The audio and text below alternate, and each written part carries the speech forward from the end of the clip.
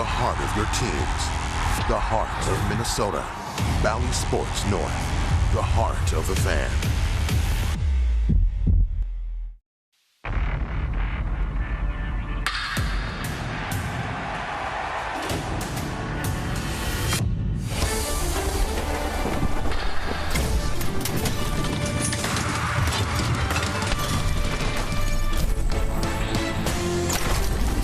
It's another beautiful night for baseball at Target Field. 66 wins on the year for the Twins.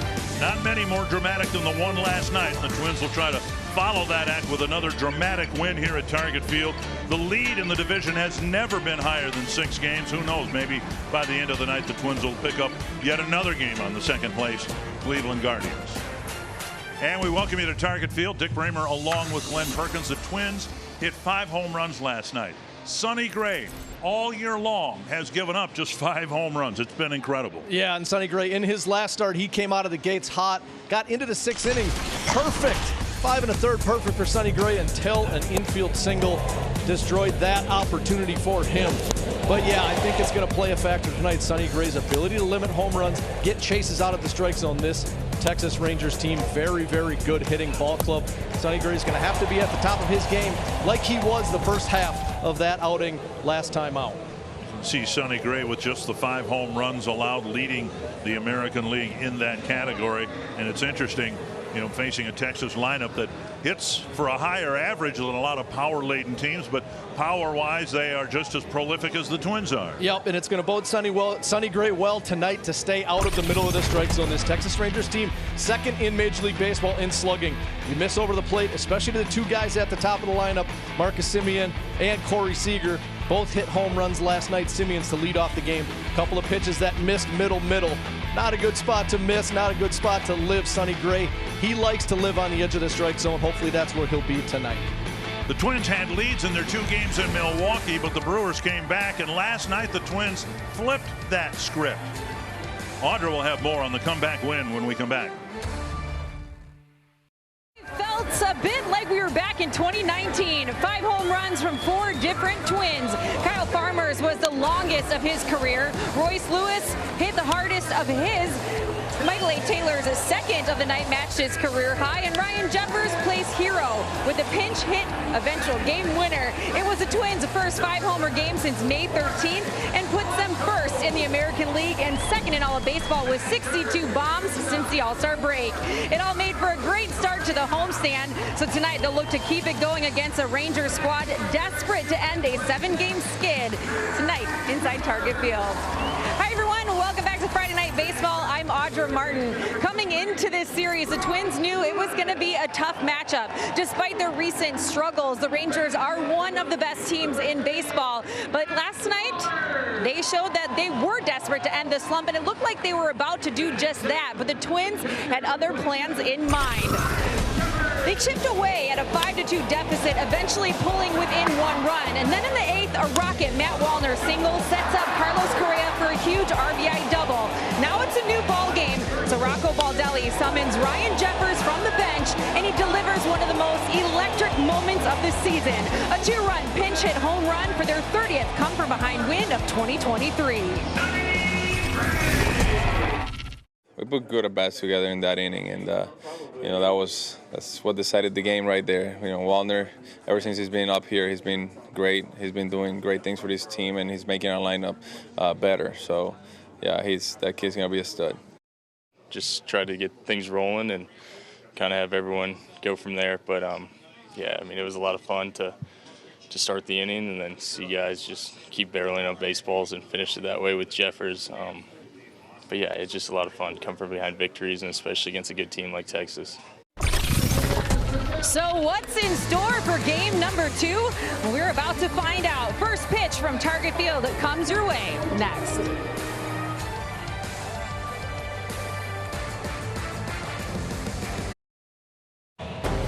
Weather in Minnesota can come in waves. So too can emotions in a baseball game. The fields started early last night as Marcus Semien led off the game with a home run. But the Twins kept their cool and chopped away at the Rangers' lead 1 batter at a time. The excitement apexed in the 8th inning when Ryan Jeffers hit his second pinch hit home run of the season into the second deck. We'll see how many home runs are hit tonight as Sonny Gray takes the mound against Dane Dunning. We've got Friday Night Baseball right now on Bally Sports North. And we don't expect 8 home runs to be hit in this game because 2 of the league's best are squaring off against one another on the mound. As I said, a beautiful day for baseball, 84 degrees, a little bit of a breeze. Looks like it's blowing out toward left field. Bruce Bochy came out of retirement. 7-game losing streak that has seen the Texas Rangers lead in the West trimmed back to 1 game.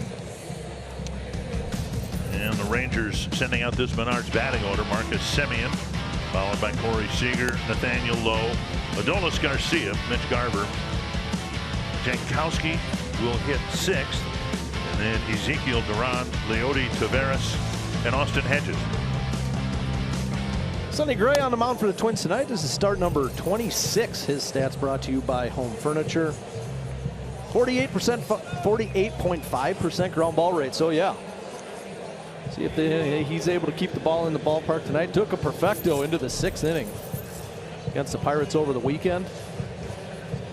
4-seamer, curveball, sweeper, sinker, cutter, changeup. 6 pitches for Sonny Gray. Those breaking balls, all very good pitches. Sweeper, one of the best in the game. Semien to lead things off, then Seager and Lowe. In there, a strike.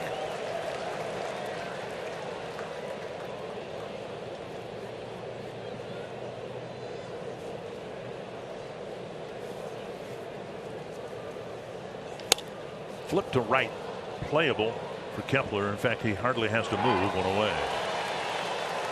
Check out the Twins in the field. Brought to you by Ford. Left-handed hitting outfield. Wallner, Gallo, and Kepler. Lewis and Correa on the left side of the infield. Polanco and Solano on the right side. And the 8th inning hero last night, Ryan Jeffers, behind the plate. 1 down quickly, and now Corey Seager.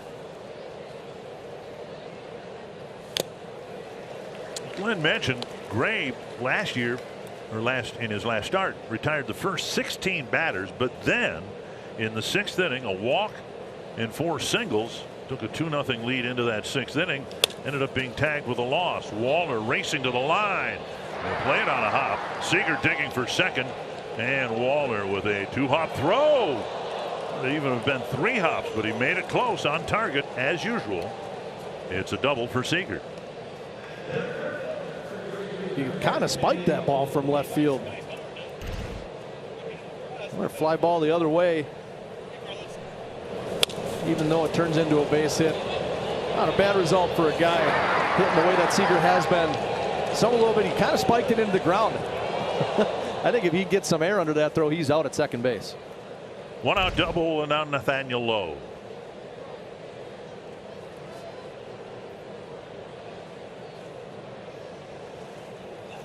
Inside, ball 1.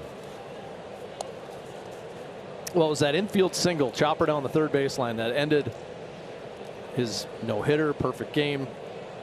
All of the above got him into the stretch, and he ran into a little bit of trouble once he had to go to the stretch.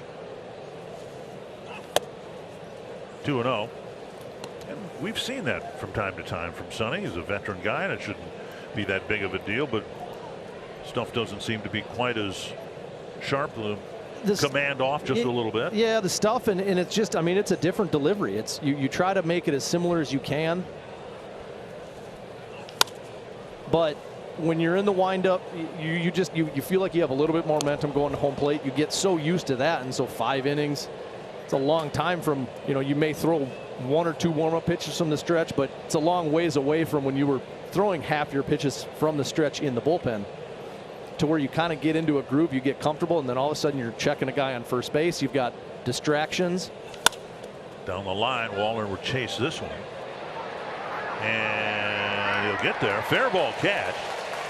We've seen Wallner cover a lot of ground, both in left field and right field. He seems to run well toward the line in each case. 2 down. Here with a guy on second, he's able to take a little bit more time to get home, and I think that's the difference. You get used to pitching out of the windup, then you go to the stretch, you got that guy on first, you're looking over your shoulder, you're trying to peek at that guy, and then it's a slide step. You're thinking, hey, is he going to steal? Got a lot more going on. So I think as much as anything, you see that the deeper guys go into games not pitching from the stretch, then it's almost like you forget in a way, but that muscle memory takes over. You're in the windup, and then it's just an uncomfortable feeling. A couple of fastballs taken for strikes. And quickly it's 0-2 to Garcia.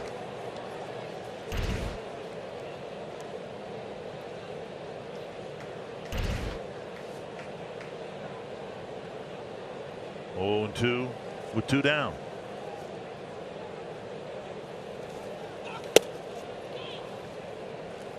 One and 2.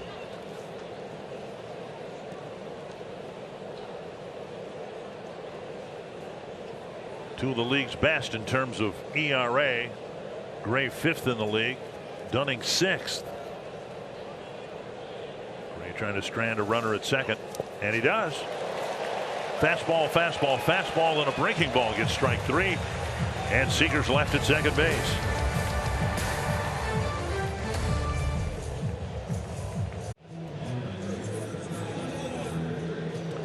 Bronco Baldelli said again today, it was a lot of fun last night, especially after having a couple of games leak against them away from the Twins in Milwaukee. Comeback win last night, and now tonight's Menard's batting order. Eddie Julien leading things off. Jorge Polanco, Carlos Correa, Max Kepler, Royce Lewis, Matt Wallner, Ryan Jeffers, Joey Gallo, and Donovan Solano. And inside, ball 1 to Julien. And sinker baller Dane Dunning. This is start number 20, appearance number 28. Month of April, he was in the bullpen for the Rangers. Transition to the rotation on May 5th. There's a sinker slider. Those are his 2 best pitches, 2 most frequently used. It's one of the best sinkers in baseball. And yet he has given up 14 home runs, contrasted to Sonny Gray only allowing 5. 3-0 to Julien, an on-base machine for the Twins in his rookie season. Takes a strike. Numbers across the board for Julien just wonderful. 379 on base percentage, 473 slug, and a 3-1 count. And he takes a 5-pitch walk.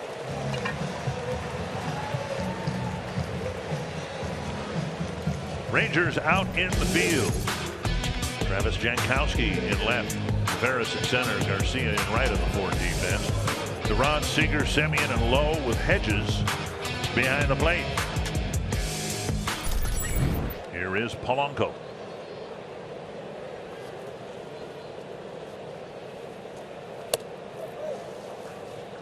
Six pitches, 5 balls for Dane Dunning.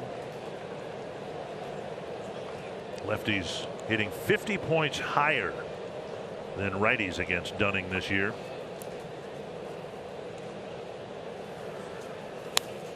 And Polanco has just missed those pitches. Those are the ones he likes, and he's swung and missed at a bunch of them. That one fouled straight back when he's on. That ball's in the seats. Yeah, just a hair behind it, hair underneath. You're right. We've seen him give those a ride. 2-1.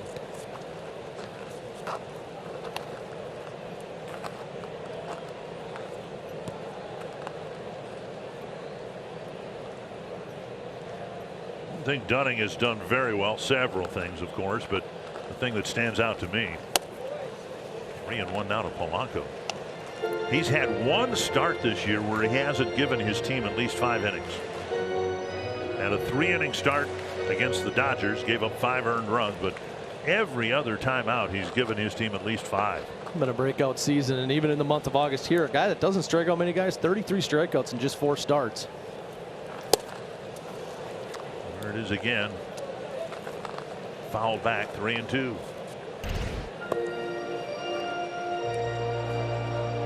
Yeah, he's just a hair late. Just a tick behind that. That's a spinning cutter, middle up. Don't see him miss those often. Fouled away. Played catch up all night long last night. Finally took their first lead in the 8th inning. Trying to strike first here with Correa on deck.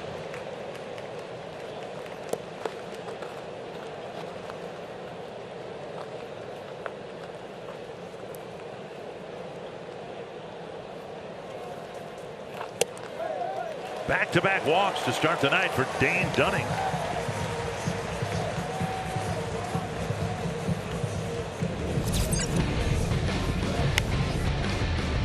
Correa with a really good 15-game on-base streak. The average more Correa-like.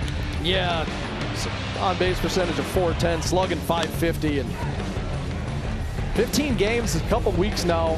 Been talking about it, looking for a breakout, and we're starting to see some of the signs of that. Certainly a big hit last night, clutch hit for the Twins, that double scoring Wallner to tie the game.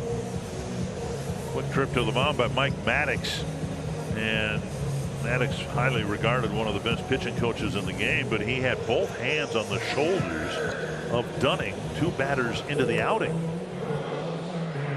That's a trust your stuff kind of meeting. Telling him you're a sinker ball guy, get the ball down in the zone. Throw that sinker at the bottom of the zone, get the ball on the ground. Correa. The game-tying double in the 8th inning before the Jeffers home run. Takes a strike.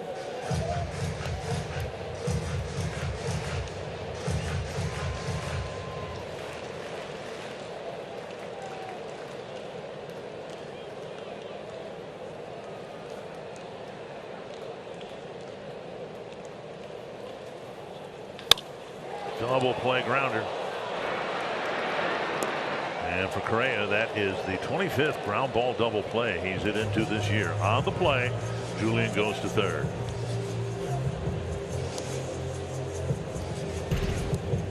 He hit this ball 99.5. Just pulled off it a little bit. One step to his left, Seager, easy double play. So a couple of walks, but now if the Twins are going to get anything out of it, Kepler's got to come through. Swing and a miss, 1 strike.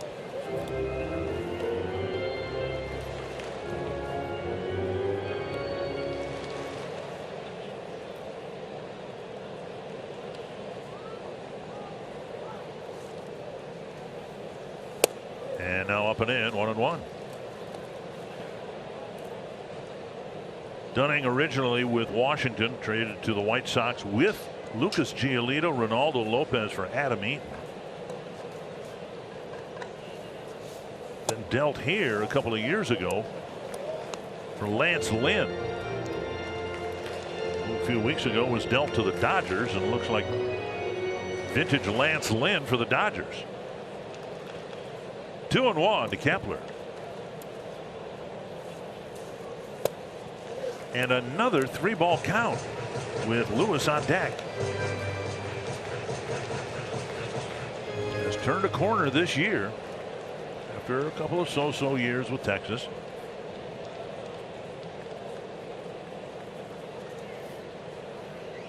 Three walks in the first inning, and a chance for Lewis to do more damage in his first at bat.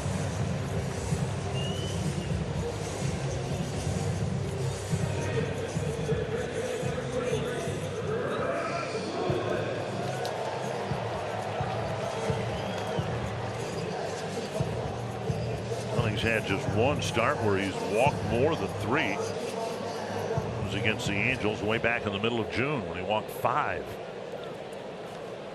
Lewis with 3 hits in the game last night.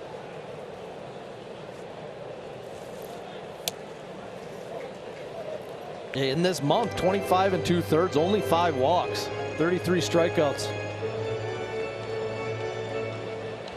And he's been more of a guy 2-1 strikeout in that range, maybe a little better at times, but found it this month, but he doesn't have it tonight. My goodness, 2-0 now to Lewis. 21 pitches, only 7 strikes. The big one, of course, the one that induced the grounder from Correa.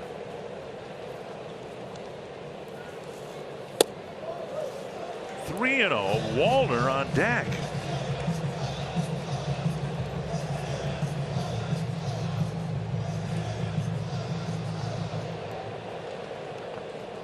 And I would think a pretty good chance that the rookie will get green lighted here.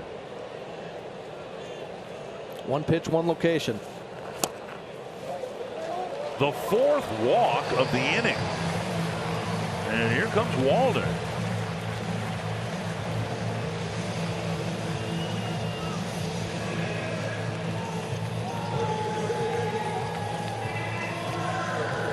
It's tough. You want to, if you're Wallner here, you want to swing. If you get a pitch in the zone, middle, around there, you want to swing. But at the same time, got to make sure you don't miss it. Something's amiss with Dane Dunning. That's the only conclusion you can come to. Yeah. And a lot of these aren't even close. 1-0 to Wallner.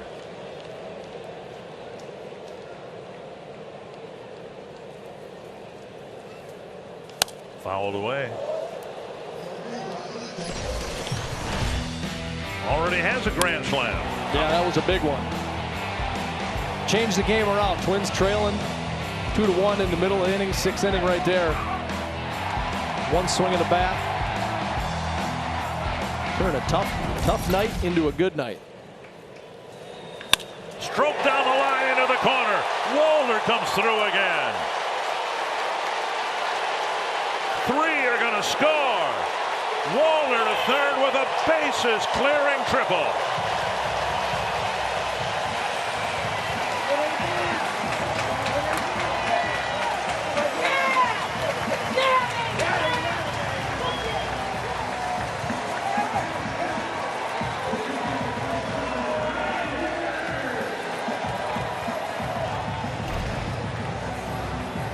Got his pitch in the location he was looking, a sinker middle up, just out of the reach of Lowe.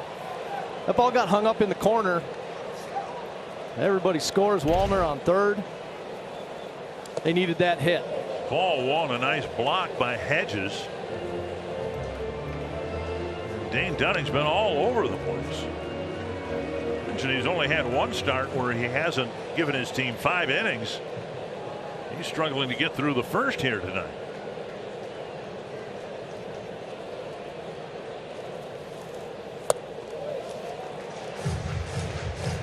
Surprised they don't have anybody up yet. Yeah, I keep looking out there. Yeah. Got some guys getting loose. Nobody throwing yet. 2-0 to Jeffers. Fouled away. Center cut. Jeffers hit the big home run. It was not a walk-off last night, but it might as well have been. Gave the Twins their first lead. Look at that OPS from Ryan Jeffers, 873.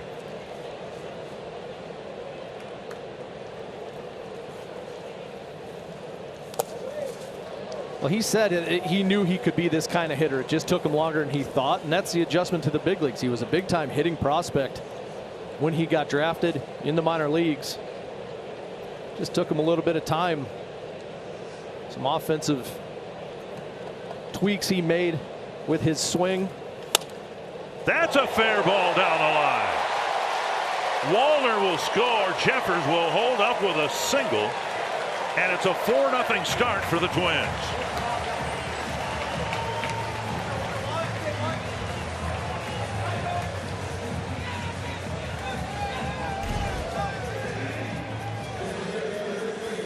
He just shot it down the line.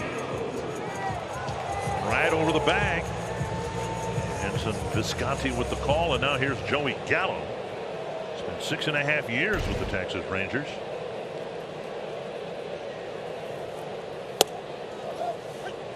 Breaking over for strike one.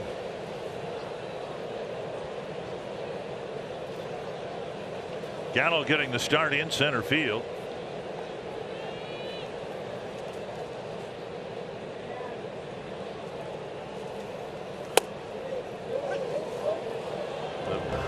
but now 0-2.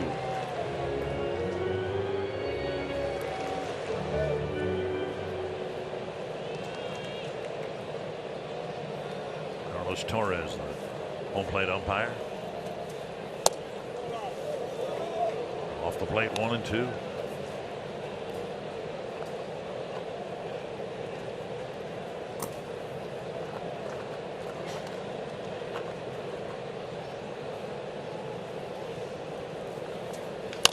Chopper to second. That'll wrap things up. Rough inning for Dane Dunning. 4 walks and then a couple of 2-out hits from Matt Wallner, Ryan Jeffers, and it's 4-0 Twins.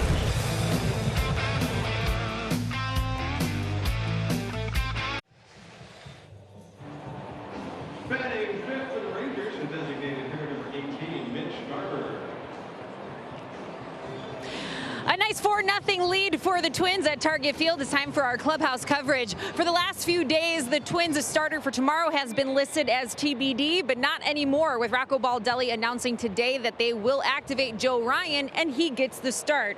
With Bailey Ober going on Sunday, what does that mean for Dallas Keuchel? Well, Rocco says they'll cross that bridge the next few days because there's a few scenarios in play. He said Keuchel's a pro, though, and a low-maintenance guy. If they need him out of the bullpen, he'd be ready and willing. Same goes if they need him to start. As Rocco put it, he just wants to pitch and find ways to contribute. Guys, It'll be interesting to see how they play that out. There was talk of a 6-man rotation,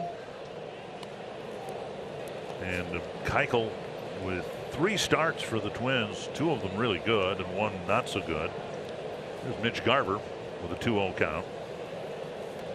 Jankowski and Duran will follow, and there's a strike 2-1. Yeah, they're going to try to limit Bailey Ober down the stretch. I think he's already at a career high in innings, and so whether that's a piggyback scenario, whether that's giving Bailey a start off, letting Dallas go out there for a game, I think that's where they'll try to navigate that. That's the couple of the scenarios that I could come up with.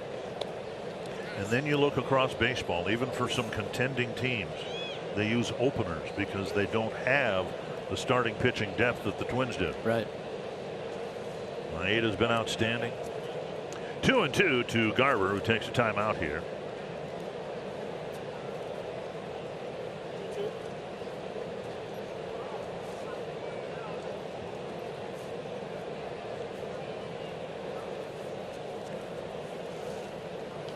Popped up over the Twins dugout on a play.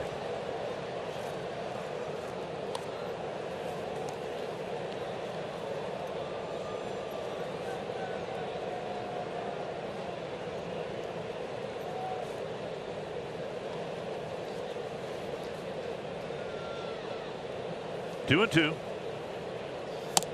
Just off the outside edge. Ray has seen Dunning get himself into a real mess in the first inning by walking people, and he doesn't want to do that with a 4-run lead. Jankowski on deck.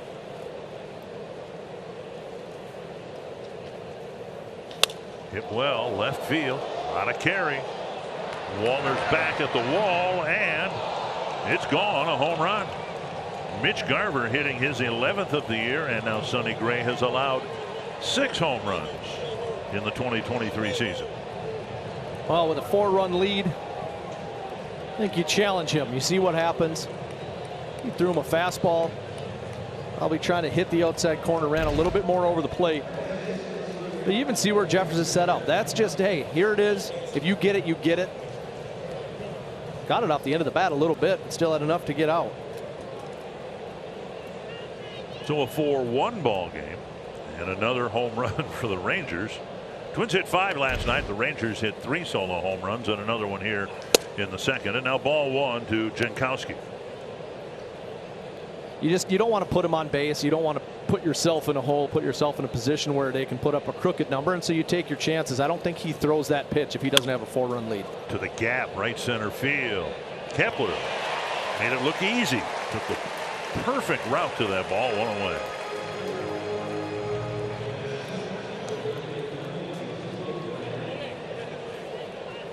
So 1 down, and that'll bring up Duran.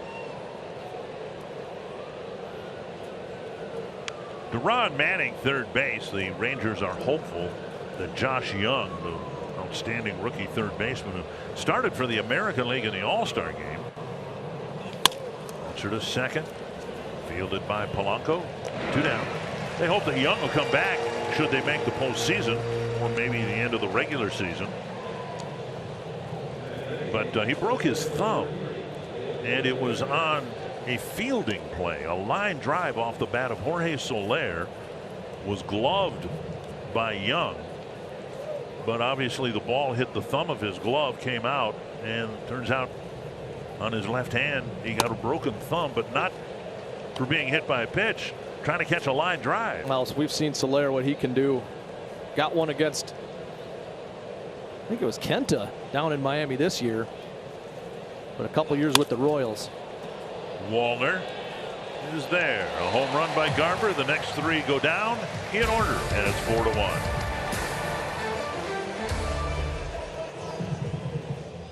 Twins baseball on Bally Sports North is brought to you by Menards. Save big money at Menards on all your home improvement needs. And by Chevrolet, the #1 selling brand in the Twin Cities. Amazing, isn't it? At just 8, now I'm hungry again. Red Cow burgers are pretty good. Garver with a home run put the Rangers on the board, and on the first pitch Solano bounces to short. Seager makes the play. 1 quick out here in the second after Dunning really struggled with his command in the first inning. So 1 down, and now Eddie Julien. He started it all, drew a 5-pitch walk, and ended up scoring on Wallner's triple. 35 pitches in the first inning, only 14 strikes. And Julien, as he does a lot, takes ball 1.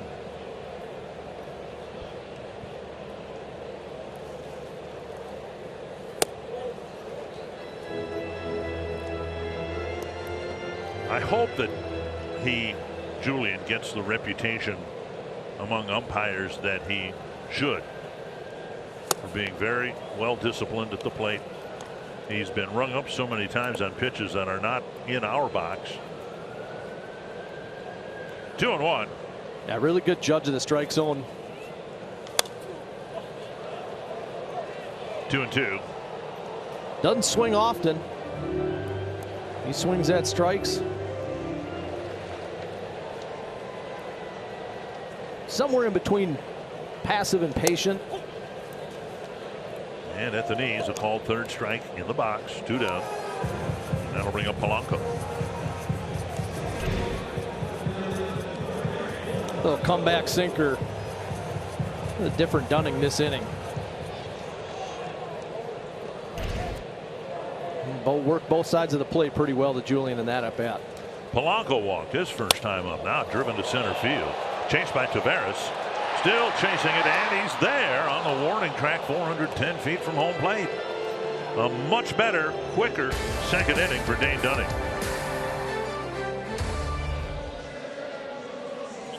Twins baseball on Bally Sports North is brought to you by Luther Auto. Shop the Twin Cities' largest selection of vehicles at LutherAuto.com. And by Grand Casino. Let your story begin. Good start for the Twins after a great finish last night, a 4-1 start. Rangers now will hit in the 3rd inning. And Sonny Gray will pitch to Austin Hedges. Hedges acquired from the Pirates to help out behind the plate for the Rangers. Jonah Heim was hurt at the time. Up and away, ball 1. Yeah, Hedges, not much of a hitter, one of the best receiving catchers in the game. He's in there for his glove, and 1-1. They do need a right-handed bat too. If there's a lefty on the mound, Heim hasn't hit against a lefty since he came back.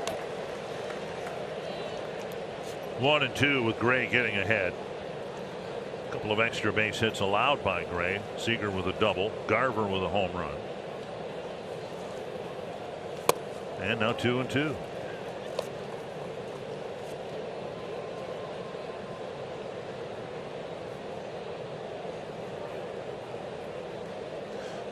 reasons the Twins are in first place. They've had stable and durable and effective starting pitching. Sonny Gray's opponent batting average is .229. Pablo Lopez is .234, and given the volume of innings that they pitched, that's pretty good.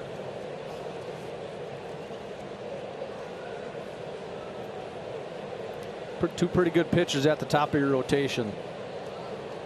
You get to the playoffs, and those two guys can match up with anybody else in the American League.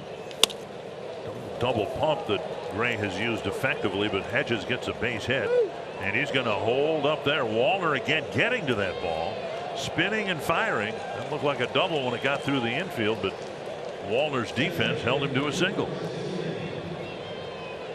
Leadoff single for the number 9 batter.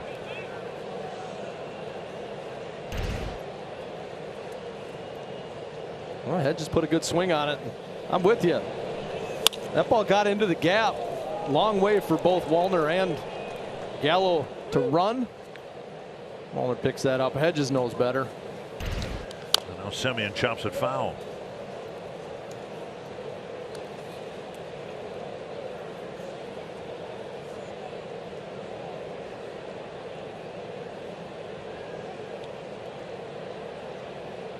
One strike to Semien. Hit a fly ball to Kepler, his first time up. Ooh, wicked hop that skipped over the glove of Jeffers. Didn't have much of a chance to block that. That landed in front of the left-handed batter's box. Wild pitch. Changeup. I don't see too many changeups get spiked like that. Caught in his hand. 1-1 to Semien.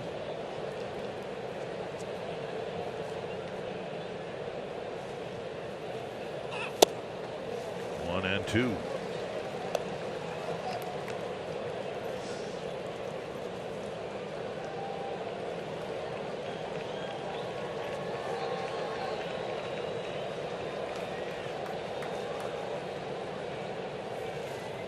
Got him with that breaking ball. Same pitch that struck out Garcia to wrap up the first inning.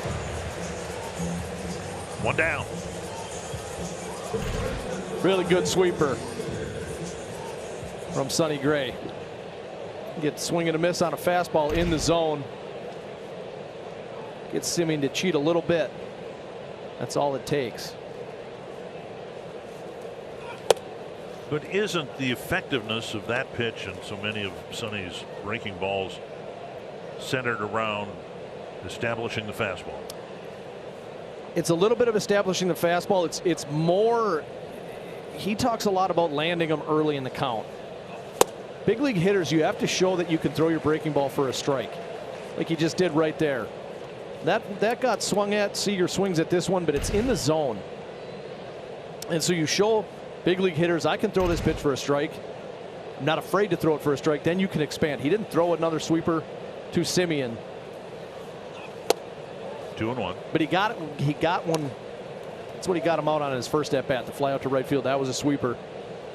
And you can land one early, or what he did to Semien, you get a fastball, you get it by him, and then the hitter's thinking, all right, I got to be 1 second. I got to be a split second quicker.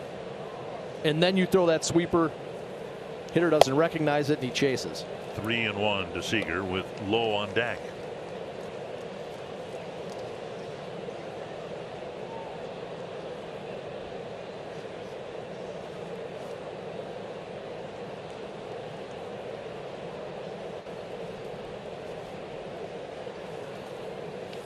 Fly ball, right field. Kepler charging. Chance for Hedges to advance.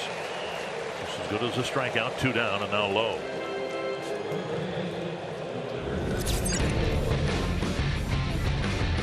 It's one of the best sweepers in baseball.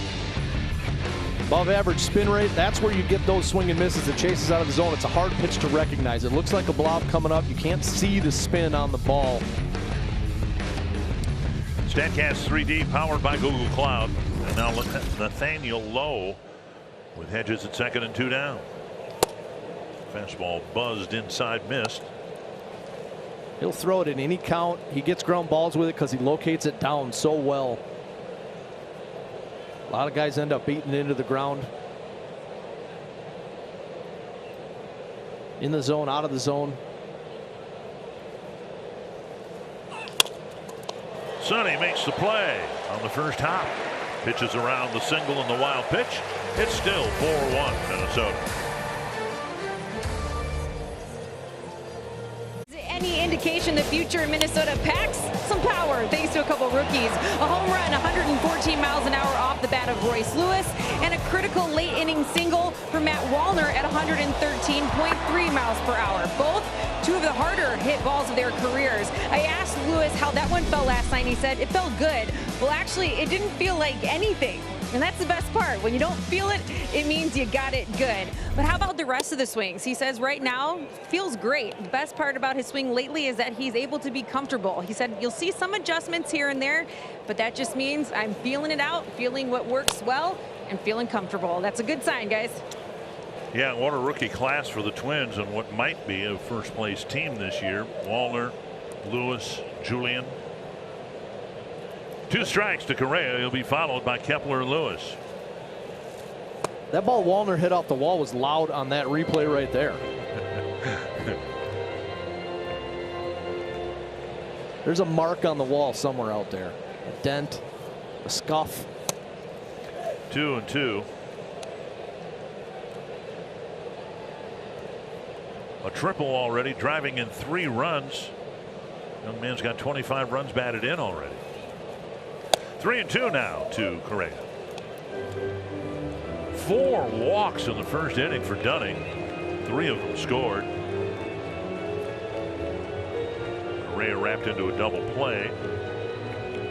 He's got some big 2-out hits from Wallner, driving in 3. Then Jeffers with a single drove him in from third.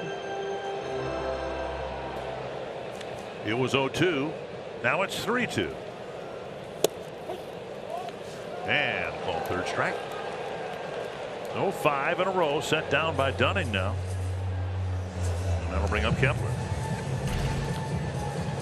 Little comeback sinker. Came back enough for Carlos Torres to call it a strike. That ball's outside. Kepler with a walk and a run scored and a drive to right field. Garcia won't be able to get there. That ball hard off the wall, and Kepler scampers to second, and he's got a double. So on the night after they hit 5 home runs, we're in the 3rd inning, and the Twins have hit for the cycle except for a home run. Kepler got a changeup. That was fading away, but he's able to stay back long enough. Got the barrel to it.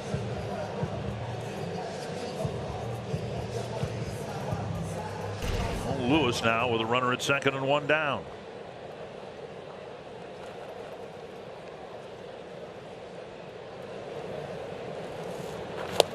In there, strike 1.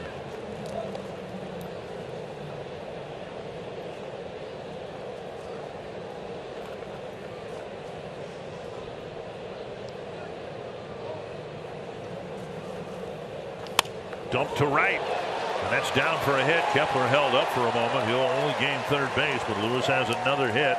3 hits last night, and a walk and a single already tonight.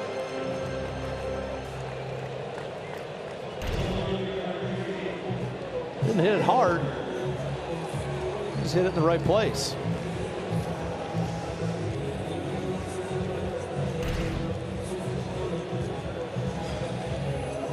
See what they all have done. The triumvirate, 13 home runs since the All-Star break. They are a big reason. They are a big reason why this Twins lineup has been much more productive since the All-Star break against righties and lefties. Those guys are right in the middle of it. And yeah, Wallner, Julian against righties. Royce Lewis against everybody, but he's matched lefties in his young career. Up and in. And it's encouraging. It's encouraging to see those guys do it at this time of year. It's one thing for young guys to get off to a hot start. The league adjusts. The league figures guys out really quick. But the fact that they're still doing it at this point, the at-bats, the plate appearances are starting to pile up. They've made the necessary adjustments to maintain their production. Fouled back. He had a good cut. Ooh, fun.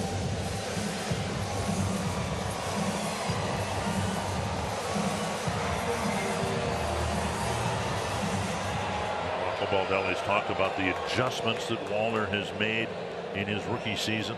2-1. Half swing but a strike. 2-2.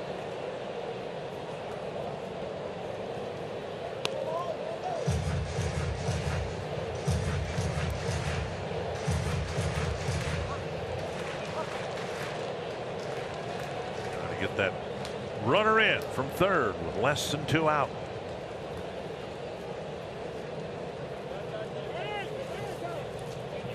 And Wallner called time. Used to be, we knew that when the umpire jumped out from behind home plate. Now we have to first think about a pitch clock violation.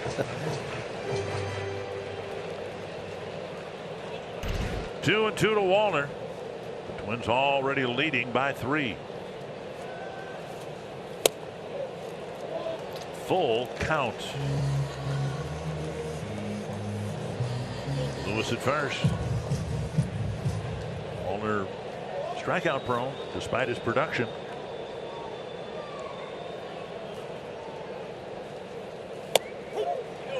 Called third.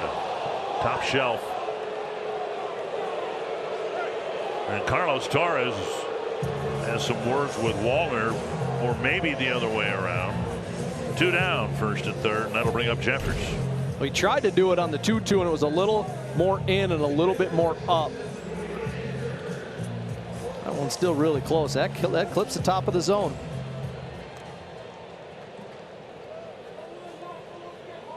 Again, a strikeout looking on a 3-2 pitch. Here's Jeffers.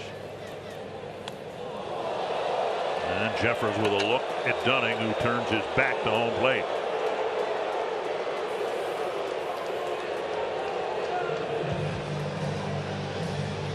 Back in the day, that would have been in response to the bat flip, but bat flips are pretty common these days. Yeah, I don't know.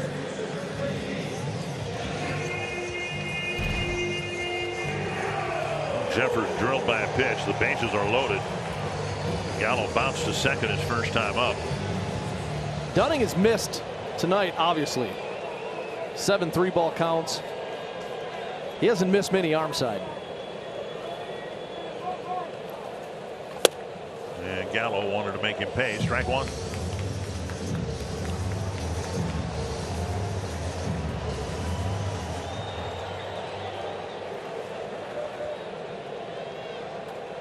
Big spot here for the former Ranger. Come on. And Gallo is close to getting tossed. It just seems to be getting worse rather than better. And Rocco's close to getting tossed. It's gonna happen. Torres went at Matt Wallner, and now he takes his mask off to talk to Joey Gallo. That's what Rocco's yelling at him about. He's saying, don't take your mask off, don't approach my players. 2 strikes to Gallo.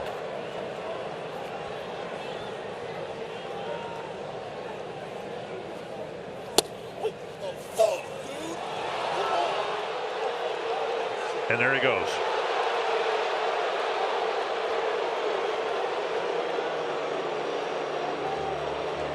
I understand the frustration, but too early in the game to get tossed out.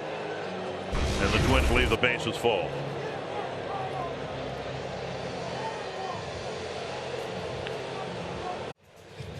Necessary because the Twins had to replace Luplow for Gallo, but now the discussion is continuing between Rocco Baldelli and Carlos Torres. The ball strike calling in the early part of this game has been dreadful. There, Rocco just got tossed. About as passive an ejection. The ejection was passive. So far. Rocco's been pretty passive. Now he's starting to go. The blood pressure is rising. The veins are popping out of the neck. He's got a legit complaint. All 3 strikeouts looking last inning had a missed call. 2 of them ended on missed calls. Carlos Correa's was a pitch. That ball was outside. And you know exactly what he's saying. You've called strikes up here, over there, down here. Yeah. Every which way. Gallo, as they say, didn't get his money's worth, but Rocco is.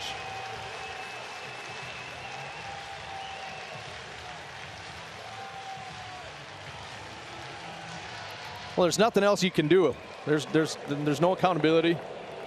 Rocco can say his piece, but all he can do is walk away. And crew chief Corey Blazer had a rough night last night. That's the pitch that was called a strike, and I don't think the beef was on that pitch. Nope. It was on strike 2. It was the pitch before it. Yeah. Fastball up above the zone. So we know Gallo's been tossed. We know Baldelli has been tossed. Garcia will lead off the 4th against Sonny Gray in what is still a 4-1 ball game.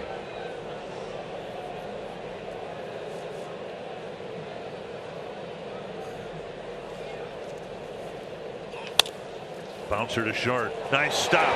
Correa comes up firing and got him. You worry about momentum shifting when you've left the bases full on 3 called third strikes. Correa did what he could to make sure that would not happen. Got a platinum glove for a reason. It's the play, but then how quick he gets up and how strong he makes that throw. It's an absolute cannon.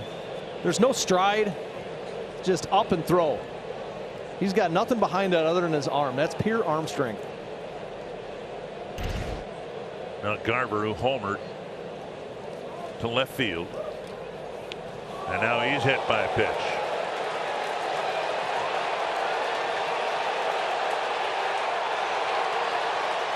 And the benches are emptying.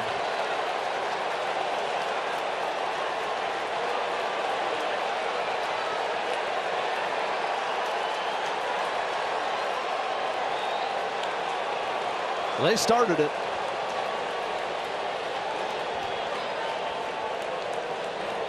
Garver getting hit, eliminating any doubt as to why the Twins felt Jeffers got hit.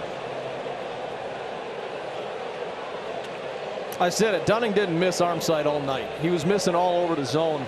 Everything that he missed was away, down, up, nothing arm side. He was yanking pitches. He threw one right into Ryan Jeffers' ribs. So now everyone recedes back to the dugout. And everyone relieved, of course, that things didn't. Well, now the umpires are going to meet here. I was going to say that nobody threw a punch or anything like that, like we saw with the Guardians and the White Sox. But now the umpires are meeting, and let's hope that this is only to discuss warnings and that no ejections will come out of this. Well, there was no warnings given before Sonny hit Garver there, so there's nothing. You know, I hope you're right. If they give a warning after Jeffers gets hit, if they warn the benches, then Sonny does that, then Sonny's gone. Their only mandate from their bosses is if they think it's intentional, they needn't offer a warning. Warnings have been given to both benches and to Sonny Gray. You wouldn't expect Max Scherzer to like that.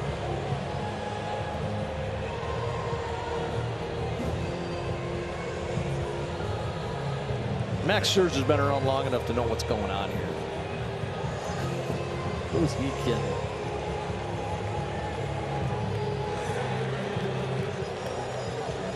So warnings have been given, and it may have all been started last night in the 8th inning. Oh, when Will Smith hung a slider? The bat flip at home.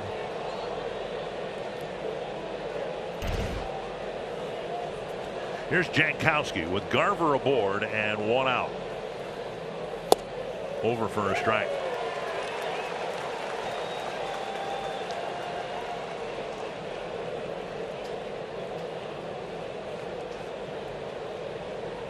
Jankowski lined out to Kepler his first time up.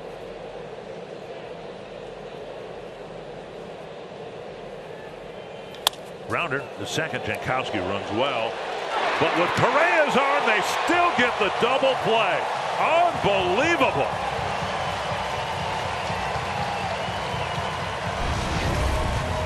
That's how you respond right there. A great turn, great throw by Carlos Correa.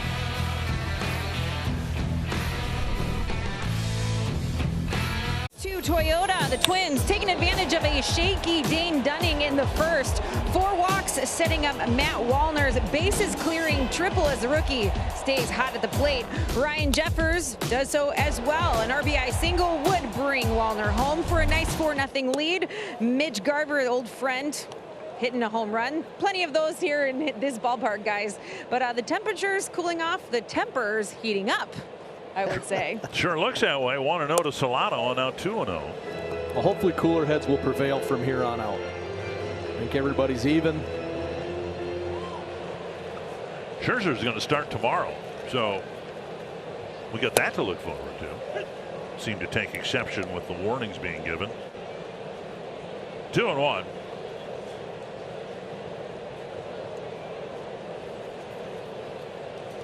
Solano takes ball 3. I mean, usually the complaints come if one team hits the other team and then there's a warning given because you can't retaliate. The way it was. This was handled absolutely perfect. I was just going to say essentially the same thing. Yep. Allow the team that got hit to respond, and if they respond in like manner, not hitting anybody in the head or anything like that, okay, we wore one, you wore one, let's go. And now the warnings have been given. Yeah, warnings all around. Sonny had just slipped out of his hand, hit Garver in the butt cheek, and he's fine. Everybody's even. Solano draws a leadoff walk. 5th walk the Twins have taken. There also was the hit batter, Jeffers, and now Julian. Big swing and a miss after that high fastball.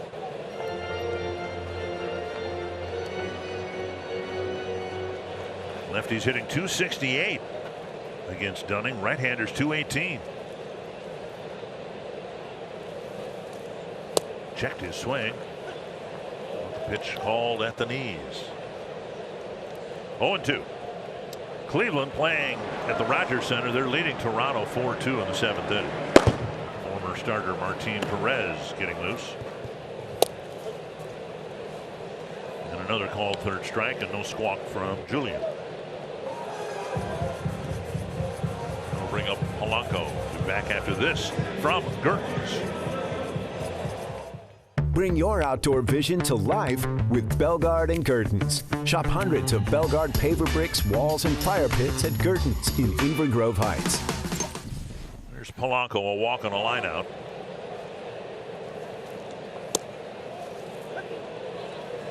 Dunning misfiring badly in that first inning, but much more around the plate. Strike percentage actually now over 50%.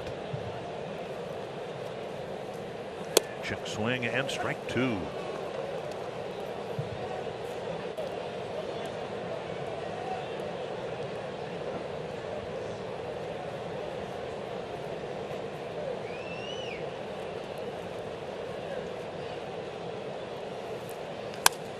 Punched into center, and that'll drop for a hit. On 0-2. Polanco puts the ball in play and gets a base hit. That's just a great 2-strike approach from Jorge. Great at bat. Shortened up his swing. Did this last night too. Just kind of shortens up, punches it to center field.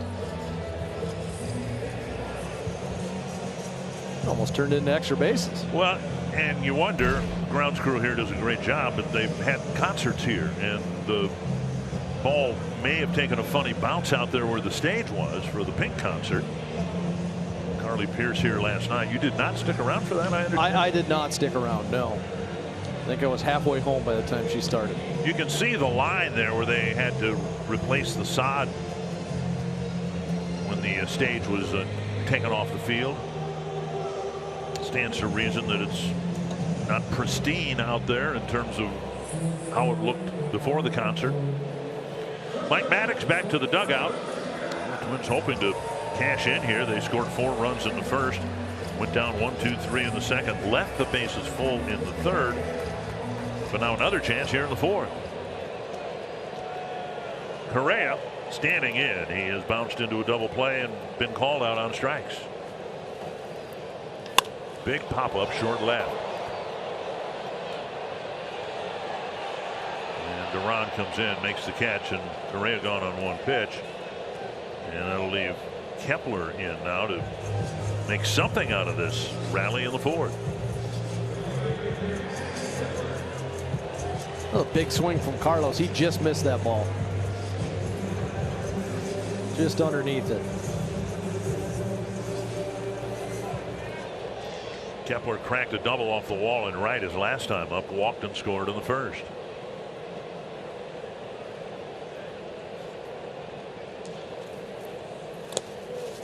Down and in. Guy the Twins would love to have in the lineup tonight in terms of having success against Dunning is Byron Buxton. He's 5 for 10 with 3 home runs against Dunning, but of course he's on the injured list.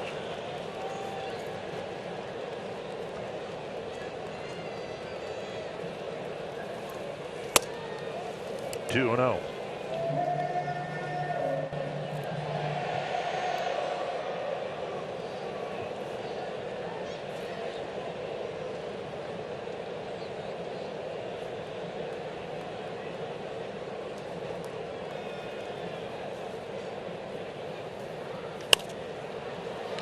Over the Ranger dugout, out of play. Kepler's batting average climbing on a nightly basis up to 242. Came into this year as a 232 career hitter.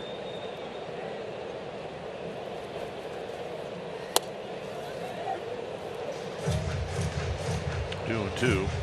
Kepler will take his time out. 294 with 8 homers in his last 35 games. He's been going pretty good. Going back even before the All-Star break. Late June. He started hitting. And now 3 and 2 with 2 runners aboard. And Lewis on deck.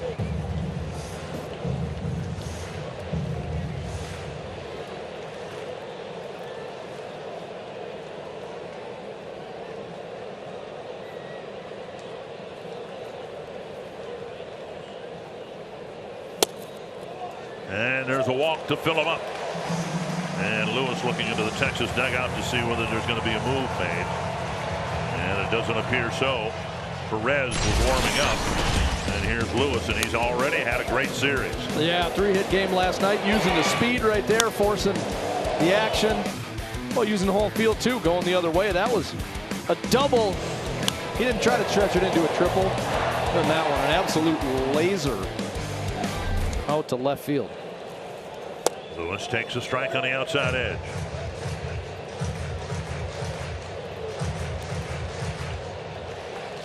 So Lewis is 4 for 4 with a couple of walks in the series. And 0-2 quickly from Dunning.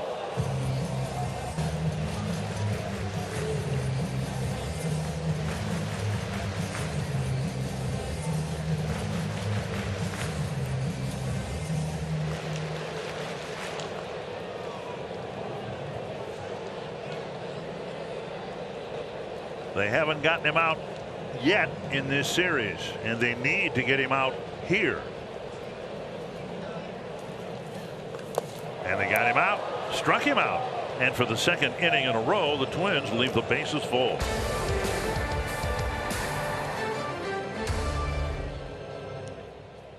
Scored 4 runs in the first inning for Sonny Gray. Early run support hasn't been the Twins' strength when Sonny's been pitching, but he's done his part, getting a dozen outs. Yeah, and one of the best sweepers in the game. That's gotten him 4 outs, 3 on the 4-seamer. Got a big double play. Get out of last inning. Been good so far. Duran will bat against Gray, 7th place hitter, then Taveras and Hedges.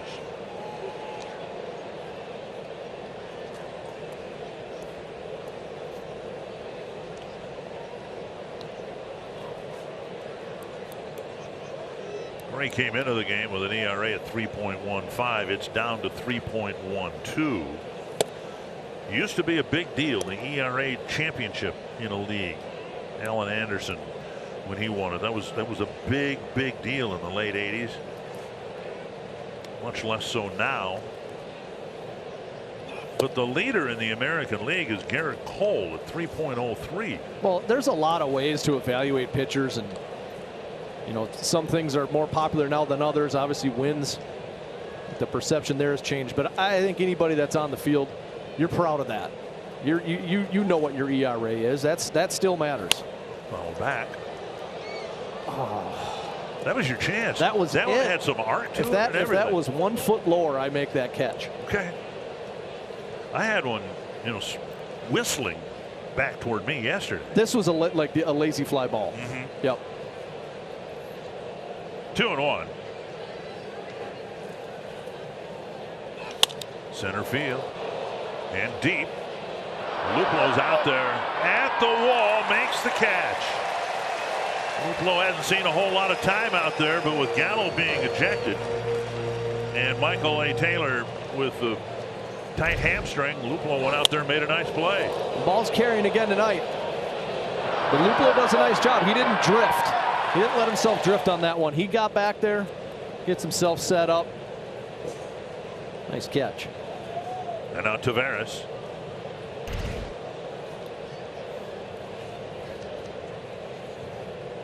Slipped out of his hands. Ball 1.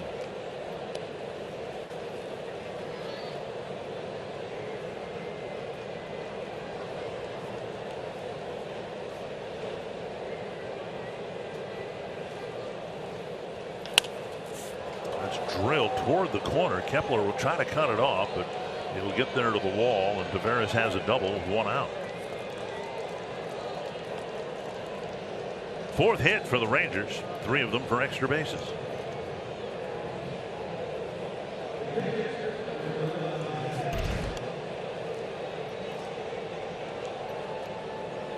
Got a hanging breaking ball.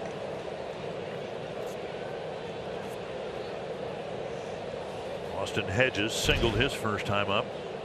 The ball hard to left center field. Wallner kept him from picking up a double. That helped the Twins get off the field without a run scoring in that inning. And therefore a strike. For a team that has playoff hopes, as the Twins do, yeah, the ERA title might be nice, and it's doable for Gray, as well as he's pitched.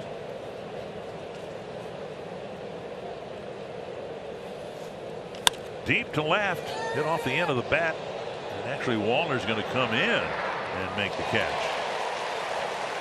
2 down. I know this from Health Partners.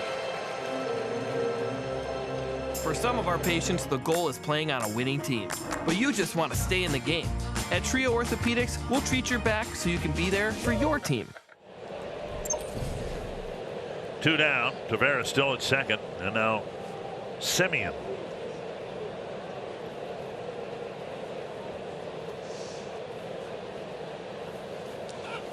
So what I look for is, imagine this Twins team getting into the playoffs. How has Sonny done against playoff caliber competition? Well, 2 starts ago, 6 innings, only 2 hits, no runs against the Phillies. Upser to third. And earlier a quality start against the Braves. That's about as good as it gets, at least in the National League. And Gray pitches around the 1-out double in the 5th. Little action. Ryan Jeffers drilled by a pitch. And then in the 4th inning, Sonny Gray hit Mitch Garver. That little payback never gets old, does it? And then we've had a couple of ejections. Joey Gallo for the Twins, Rocco Baldelli. I'm going to mix it up with the Texas TV broadcasters over there, Dave Raymond. But Dave Valley scares me.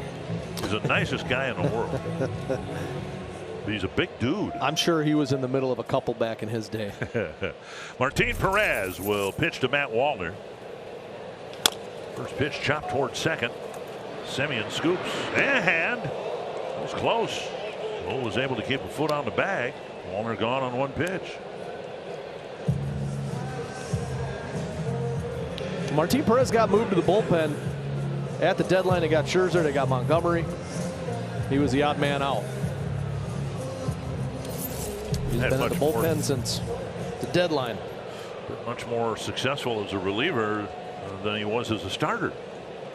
Here's Jeffers, RBI single and hit by pitch.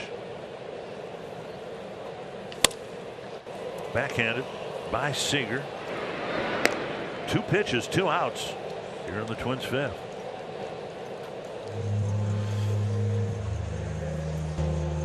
And that'll bring up Joey Gallo. And we'll be back after this from the Minnesota Lottery. Summer's here. Time for a road trip. And of course, Gallo was kicked out of the game, and so it is Luplow hitting in his spot.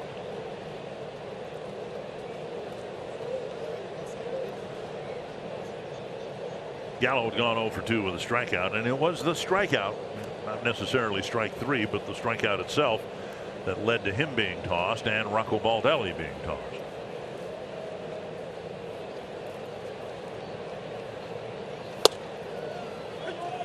Strike 1 to Luplow.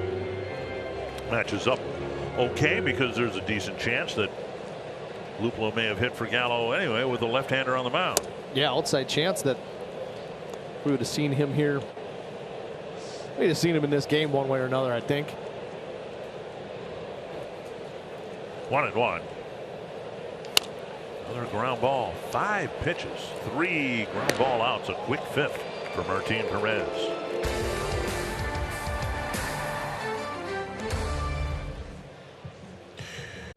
(4-1) here. Rangers hoping to end a 7-game losing streak tonight. They are in it up to their necks in the wild card and divisional race. They have a 1-game lead, or had a 1-game lead coming into play today, but they've got Houston and Seattle just right behind them. Houston lost to the Tigers tonight. So our Health Partners Sports Update giving you a glimpse of the playoff picture in the American League. And going to break, or toward the end of the top of the 5th, the ball driven to left, and Wallner's back and leaping up against the wall. He makes the catch. A great catch by Wallner up against the fence in left. Using his height to his advantage. Wow. That ball was drifting, carrying. Saw one get out to left last night. On the lefty, and Wallner going with it. He's tall. Nice play. 1 down in the 6th. We're mentioning, as the Rangers were finishing off the top of the 5th, or maybe more appropriately, Gray was finishing them off. Sonny's pitched against a lot of playoff caliber competition and done awfully well. A couple of quality starts against Houston. Mentioned the one against the Dodgers. The Phillies 2 starts ago. The Phillies, Atlanta in Atlanta. Phillies in their ballpark. 1-1. Rising to the occasion. Bouncer towards first. Solano has no play. Looked like Polanco might have had a play. Be a base hit for Lowe, I'm sure. Hard to fault Solano for going for that ball. Polanco was back there. Tough play on a 4-1. Tough play either way right there. Kind of a tweener. But yeah, Sonny Gray, you go into Houston, you go into Philly, Atlanta, come out of there with quality starts. Gives you confidence going into the playoffs, putting him up toward the top of the rotation. Fouled back by Garcia. That's what I said earlier. You'd match Pablo Lopez and Sonny Gray up with anybody, any team, and any other pitcher. I got no problem going to battle with those 2 guys. 1 strike to Garcia.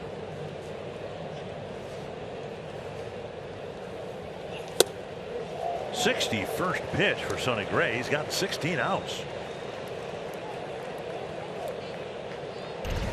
Yeah, he's been efficient. He's gotten ahead. 14 for 22 first pitch strikes.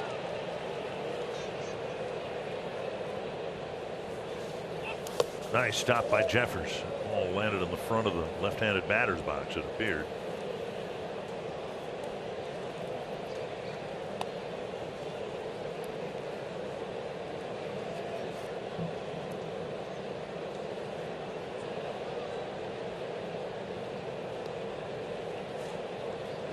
One and two.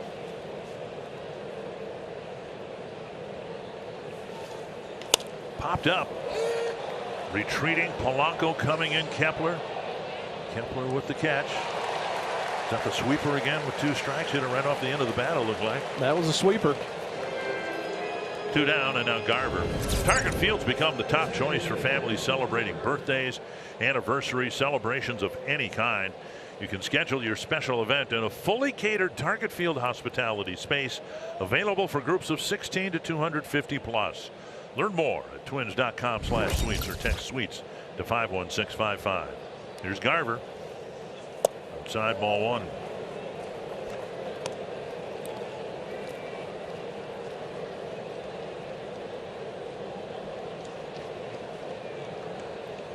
Rangers have scored 6 runs in this series, 4 of them on solo home runs.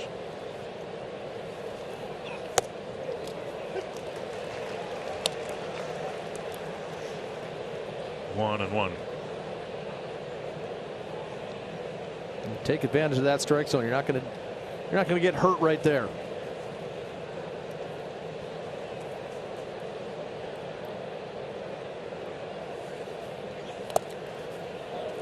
Again, knocked down by Jeffers. 2 and 1.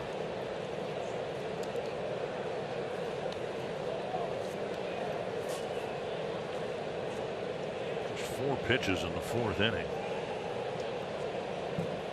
Got the double play grounder right after the bench is cleared.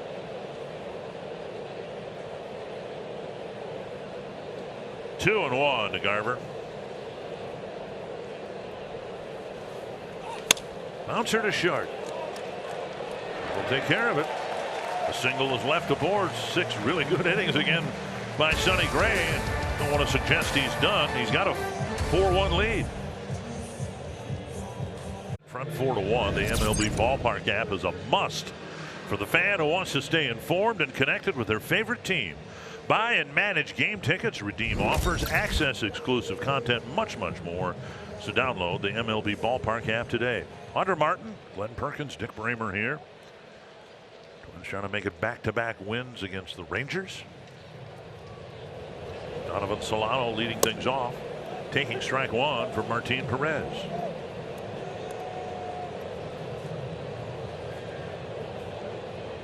Solano, Julian, and Polanco. Weekly off the mound, and now to Semi. Time to throw him out. Another ground ball out. It's all that Perez has been getting since he entered the game in the 5th inning. Yeah, 4 straight. Lefty-lefty matchup with the rookie Julian facing the veteran Perez.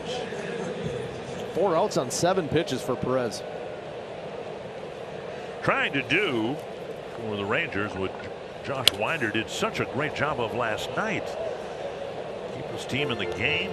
Hope that the bats come alive late as it did last night for the Twins. But you said it right after the last out. Your hero of the game was Josh Winder. What a great job he did.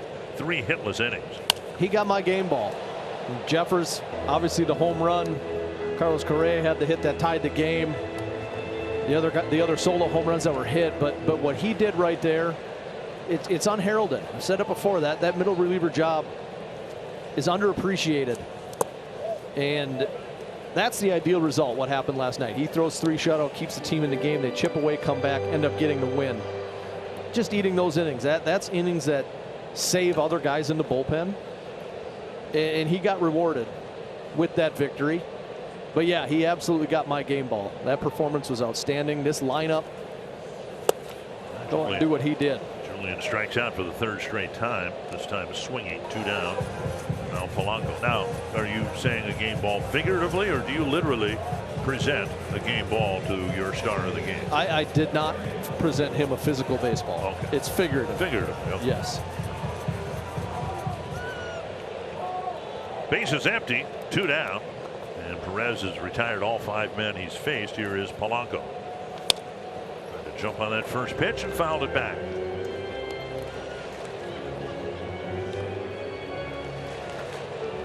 Twins chase Dane Dunning after 4, just the second start this year that he hasn't given the Rangers at least 5 innings, and it was a struggle all night long. Tapper left side, another ground ball. And the Twins go down quickly again against their former teammate.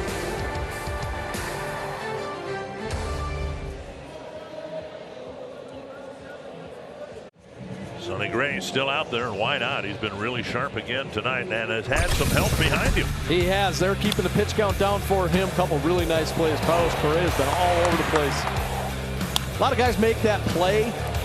As far as fielding it, not a lot of guys make the throw. That throw or that throw on the double play. And then Matt Wallner getting back to the wall, using his height to his advantage. Stealing extra bases from Corey Seager. He's had himself a heck of a game. Carlos Correa, 2 throws that I don't think there's another shortstop in the game that makes those throws.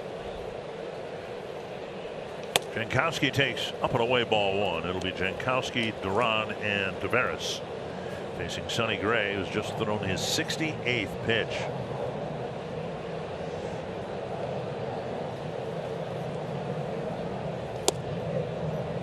Inside, 2-0.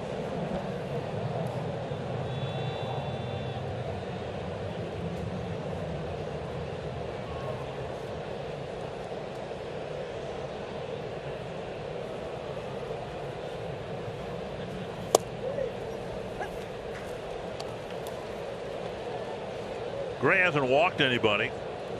He did hit a batter, but we're not so sure that wasn't intentional. 2-1.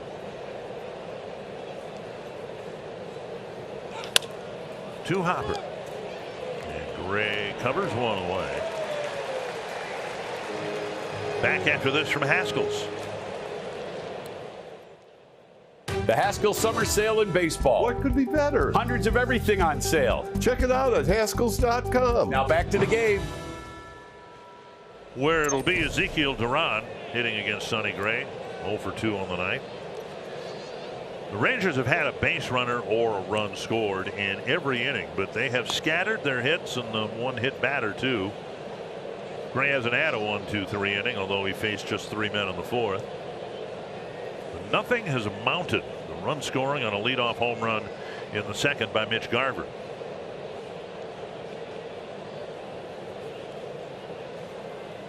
Breaking ball snaps over for a strike.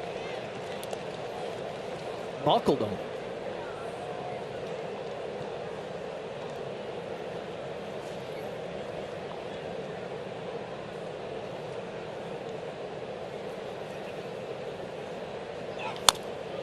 Two strikes.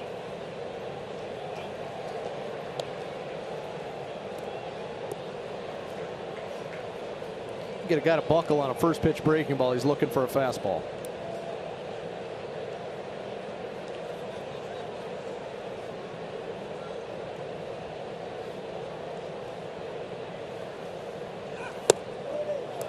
Buckled again for strike 3. Looking for a fastball. 2 down, and now Taveras.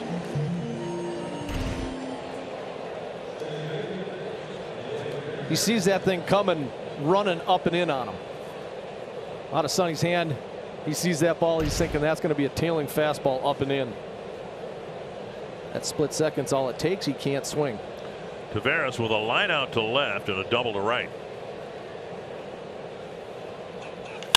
Another one driven to the gap in right center.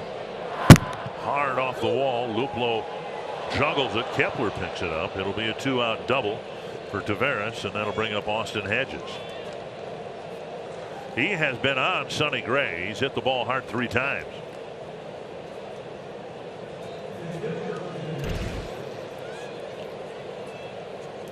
It looked like a cutter. Kind of backed up on Sonny. Pete Mackey to the mound. Hedges the number 9 batter, but he's singled and hit a fly ball to left.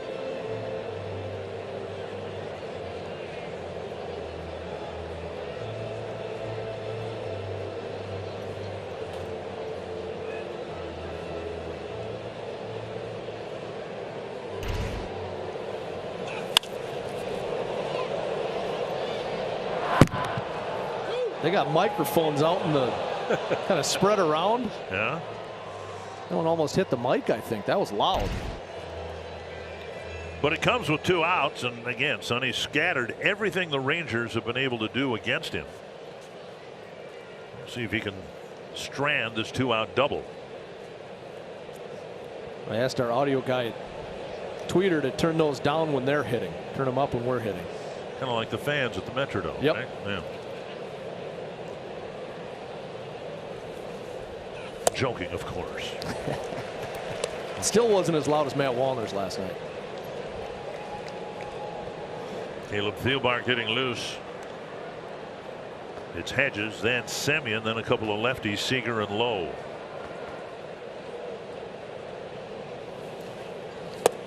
Down and away, 1-1.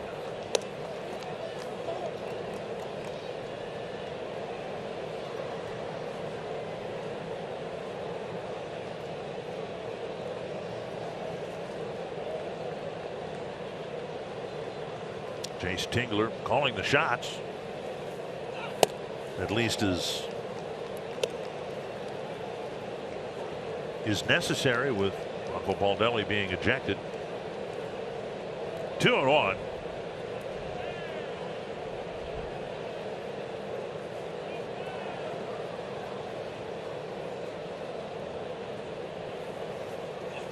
Two and two. The breaking ball. Better cutter there. That's paint. Throw that again.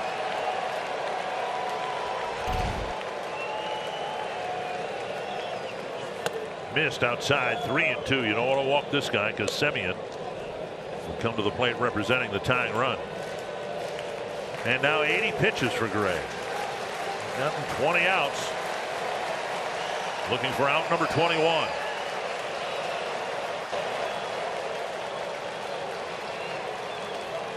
Got him with a breaking ball. 7 wonderful innings once again by Sonny Gray. This is a really gutsy pitch. 3-2. Gutsy pitch, gutsy outing for Sonny Gray.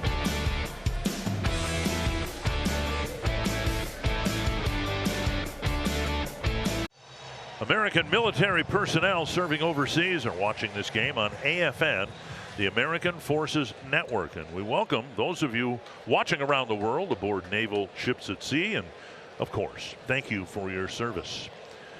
Twins scored 4 in the first, haven't scored since.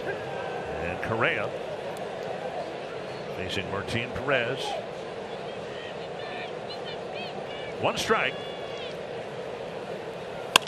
A high fly to left, deep to left, and gone to left.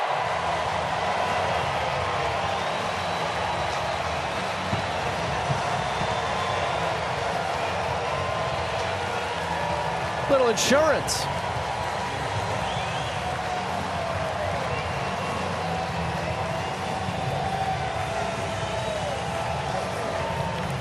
Home run number 16 for the Twins shortstop. Martin Perez was cruising. Carlos Correa put an end to that with 1 swing. Cutter in. He opened up and got it. Ball almost went to the 3rd deck. Here's Kepler. He's reached all 3 times. 2 walks and a double. Chopped to first. Lowe dug it out. Goes to the bag. 1 away. And that'll bring up Royce Lewis. Perez has got that cutter in, and he's got the changeup away. That's what's been working for him, and he located that well. But Carlos Correa was sitting on it. He knew that was coming. He opened himself up. He just missed a ball in his last at bat. Took the same swing, didn't miss that one. Now Lewis, he struck out, leaving the bases full. Twins getting a big run because they hadn't scored since the first inning. They left the bases loaded in the 3rd and again in the 4th. Ball 1, ball 2.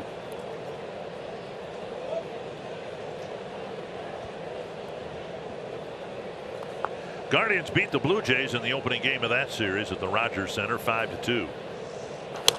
So if the Twins hang on and win this game, they'll have maintained their 6-game lead.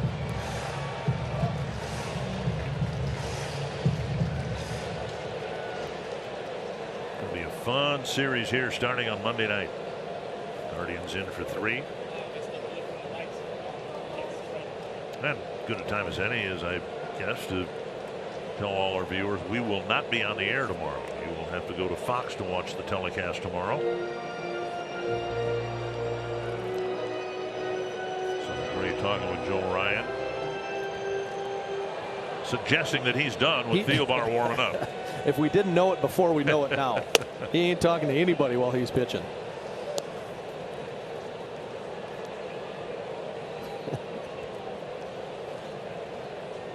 Three and one to Lewis with Wallner on deck. Fouled away. He's down there telling Joe Ryan and Bailey Ober what worked for him.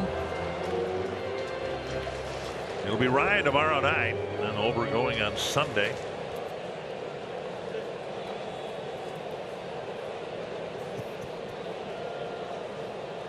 Full count, and Lewis takes ball 4.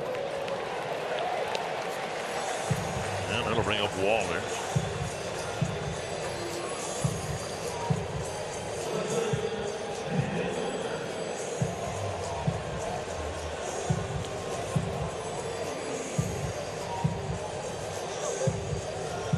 Get out and play with the Minnesota Lottery. You can tune into the next Twins home game, which for us will be Sunday, and find out how you could join the Minnesota Lottery Winner's Circle and win $50 in scratch tickets. You can wait all night tomorrow, and I'm guessing Fox is not going to air the QR code, so you can join the Minnesota Lottery.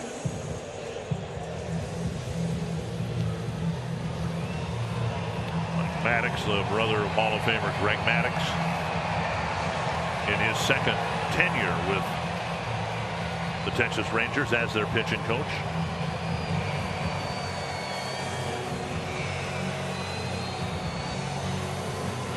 Wallner with the biggest swing of the night. Grant Anderson warming up in the Ranger bullpen. Wallner with 2 outs and the bases loaded, full of walks, delivered a 3-run triple. Since then, a strikeout and a ground out.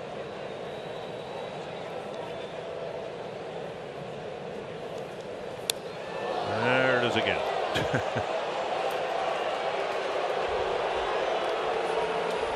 And I asked Wallner about that just the other day. He's been hit so often, and it is somewhat because of his stride. He has an open stance, and then his first movement is toward the plate.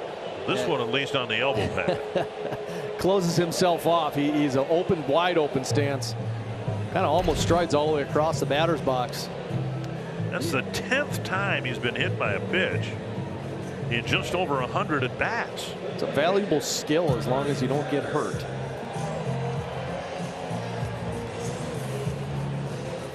Was it Coach from Cheers? That was his big deal. He could get hit as a minor and major league player. Meeting on the mound here with Jeffers coming up. And Jeffers made a lot of headlines with his home run and the bat flip after. We're going to have a pitching change here. We'll come back and show you maybe the most famous bat flip in Twins history, with Jeffers given an opportunity here in the 7th to drive in some more runs.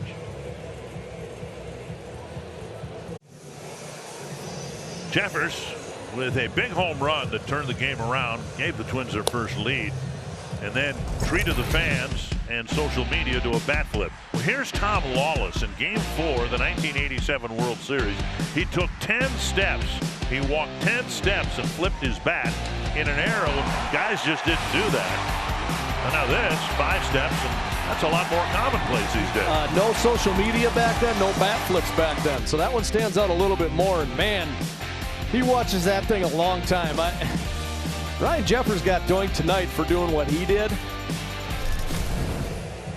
The home run was not a no-doubter. It hit off the facing of the second deck. That's why he was walking out of the box. But The man got 535 at-bats spread out over 8 seasons and hit 2 regular season home runs and that one in the World Series. Well, here's Jeffers against Grant Anderson. So in my mind, that's as timely as it was, the home run. It did not lead to the greatest bat flip in Twins history. Sharply hit and rolling into center field. Lewis around third, he'll score, and Jeffers drives in another run with another single.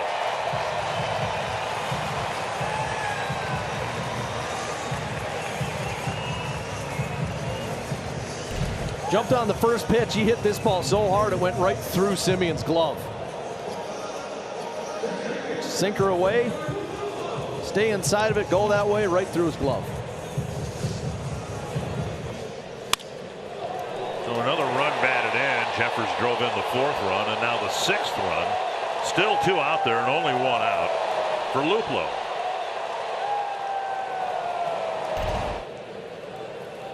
Way outside.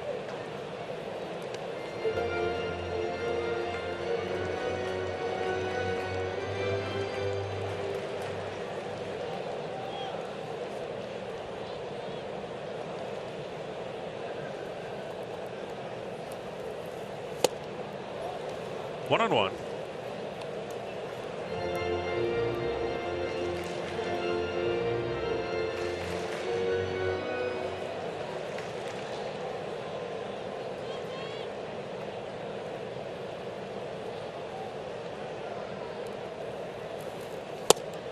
And strike 2. An interesting ball game getting started here in a few minutes in Seattle. Kansas City playing the Mariners, and unless this game turns sideways on the Twins, Mariners will have a chance to crawl into a first place tie with the Rangers. Houston already lost to the Tigers 4-1.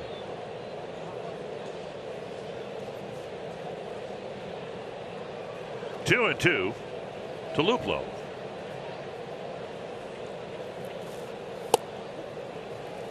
Another called 3rd strike. 2 down. And now Solano. Twins with 6 runs on just 7 hits tonight.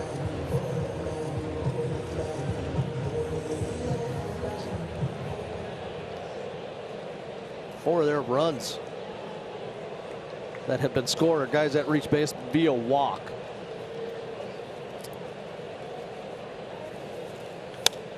Cracked foul, 1 strike.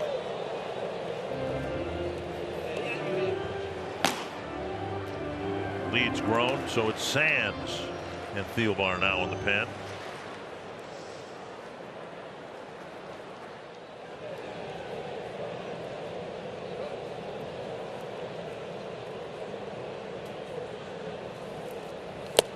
The run's important. And for that matter, Sonny Gray's 7th inning important, because I think the Twins would like to not need Joan Duran in the ballgame tonight. He pitched a couple innings 2 days ago. Might benefit from another day of rest. I'm guessing he was an if necessary. To center, and that'll drop for a hit. Being waved around third. Walder coming home, and he'll score. Solano joins the fun with his first hit, and it's a 3-run 7th inning. Big 2-out hit for Solano. That's a backup breaking ball. Dumped it into center field.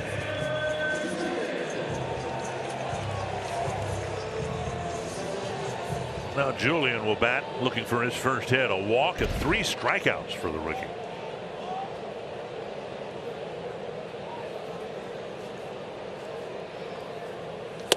Swung on and missed.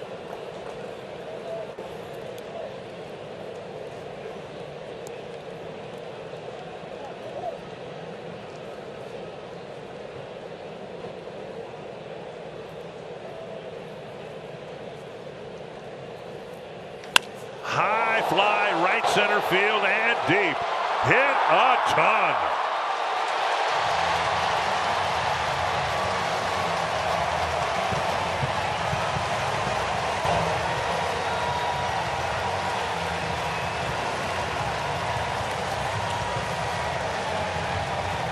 the frustration after 3 strikeouts.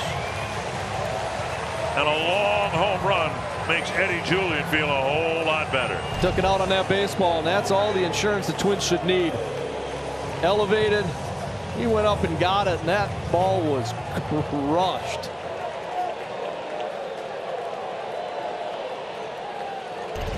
Ninth man to bat, Polanco.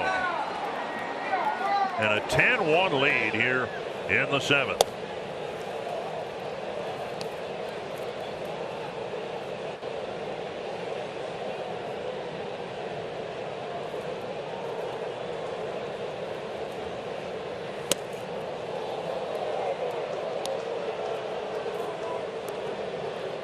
Two and 0.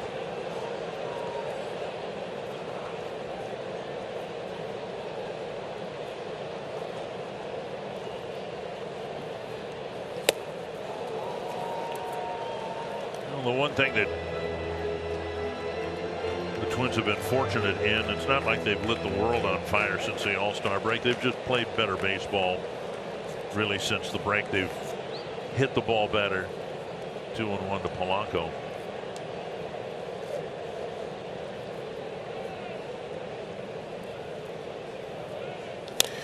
When they've had their little skids since the All-Star break, they've had a 5-game losing streak and a 4-game losing streak. The Guardians and the rest of the division hasn't been able to capitalize on that. The Twins lost a couple games on their lead, but then they got it right back. Yeah, well, and look at what the offense has done in the second half. Post All-Star break, they've taken off. The pitching staff carried him through the first half. There it is. 2nd in home runs, 3rd in OPS, 3rd in weighted on base. Still striking out, but they're managing to get big hits when they need them. And now another walk. And that'll bring Correa to the plate for the 2nd time this inning. Homered to start this inning. And Maddox has been wearing a path out between the Texas dugout and the mound. But it's not an exaggeration, I don't think, to say that this Twins team finally now is hitting in the second half the way we thought they would in the first half. Yeah, there's no question. Just took them a while. It seemed like they started cool the month of April and waiting for him to get better, waiting. And this second half, this post All-Star break, the offense has carried this team. Correa teeing off to start this inning against Martin Perez. Perez perfect for 2 innings, but by the time he got out of the ball game, he still was charged with 3 runs.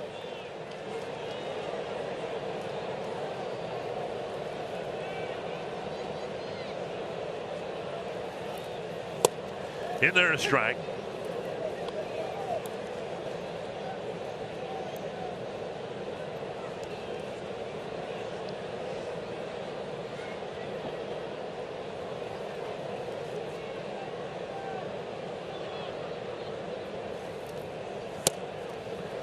A crossfire delivery, he misses. 1-1.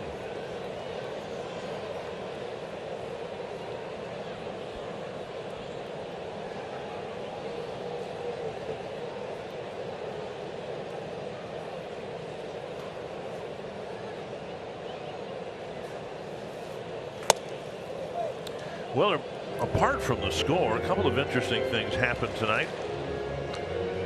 There was great disagreement about the accuracy of the strike zone, and a player and the manager got tossed for the Twins. And on a completely separate note,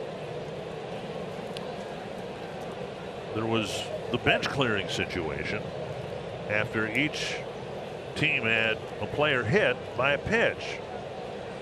It's made this 10-1 game just a little bit more interesting. Yeah. Well, all that and this big inning kind of put to bed the couple innings in the middle where they left some guys on base. That'll wrap things up, but a good inning for the Twins. Last night it was the 8th inning that turned the game, and tonight might be the 7th. A dangerous Rangers lineup kept in check by Sonny Gray. 6 hits scattered through 7 innings of work. The only hiccup, a Mitch Garver home run, but he had 0 walks, 4 strikeouts, 81 pitches, and 65 of them were strikes. He also had the luxury of early run support thanks in part to Matt Wallner. The base is loaded, and suddenly they are cleared thanks to his first career triple. But he was getting it done on the other side of things as well, helping out defensively with robbing Corey Seager of a potential home run, definitely at least some extra bases. A great grab out in left field. But how about a huge 7th inning, 6 runs on the board in that one for the Twins, so it's a 10-1 lead in the 8th, guys. Yeah, 4 in the first, 6 in the 7th. And so we'll see now as Cole Sands comes into the ball game, probably to pitch the last 2 innings. If the first one goes well, he should get a chance to do the 9th as well. Yeah, finish this thing off. And how about Sonny Gray getting 4 runs in the first? And he just went out and attacked the strike zone. Kept the pitch count down, kept him under control. Just put it in cruise control. No walks. 81 pitches, 53 strikes. Fantastic outing for Sonny Gray.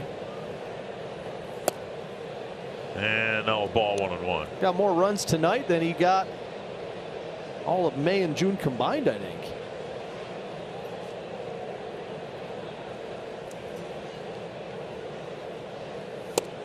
On the outside edge, a strike.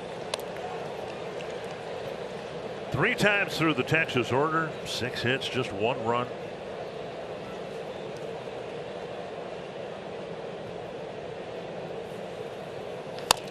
Bouncer to third.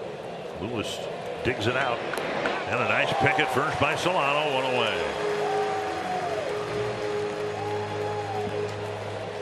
Nice play by both cornermen right there. Lewis charged that. Nice play on the short hop. Solano with the pick. Seager, the batter. He has a double and a warning track fly ball to left. Waller turned in a really fine play right up against the fence. Check swing, ball 1.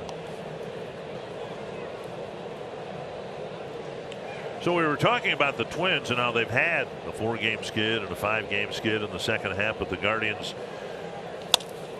all poked into right field, a base hit. The Guardians never matched that with a 4 or 5-game winning streak while the Twins were losing. What the Rangers have seen happen is the Mariners really playing good baseball. Yeah, and so while the Rangers have been losing, the Mariners have steadily picked up ground. Yep.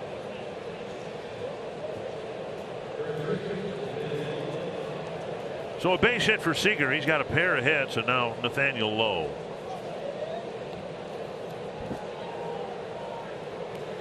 And the Mariners just getting started at home against Kansas City. 1-0.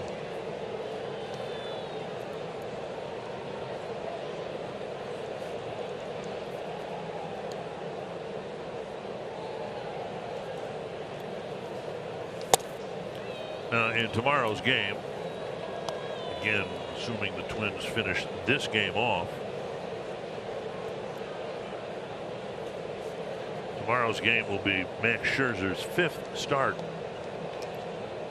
Happens to be against Joe Ryan coming off the injured list, but it'll be the 5th start for Scherzer for the Rangers, and I don't think there's any question it's the most important start that he'll have for his new team because of the losing streak. Looks like it's going to be extended to 8 games. You're going to need him to be the stopper. 2-1 to Lowe. And that'll spin back into the seats.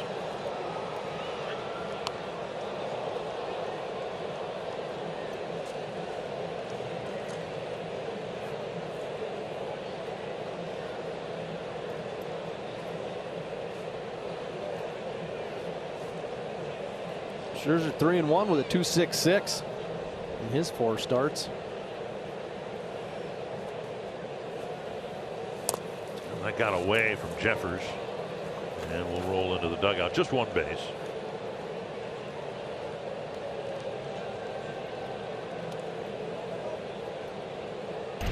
That one's going to stay with Ryan for a while because I think that's one that might be ruled a pass ball right off the tip of the webbing. Trying to help Sands out, trying to steal a strike. Just a little early. 3-2.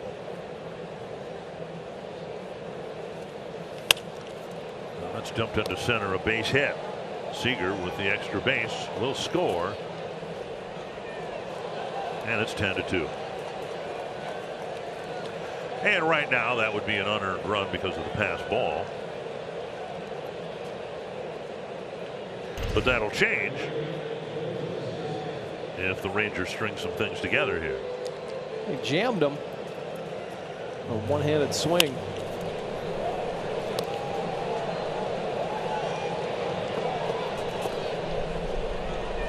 Well, pair of hits sandwiched around a pass ball.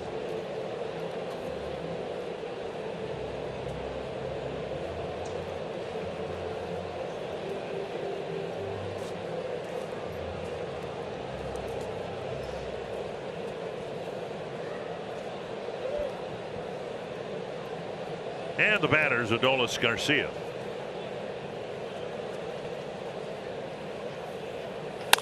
Chopper towards second. Polanco thought about a backflip, got the sure out at first, 2 down. You can request tickets to your next Twins game in the Cub family section. It's an alcohol-free family section that includes a free hot dog and Pepsi. Details at twins.com.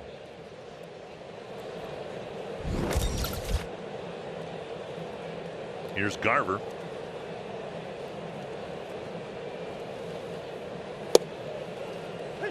Breaking ball in there, a strike.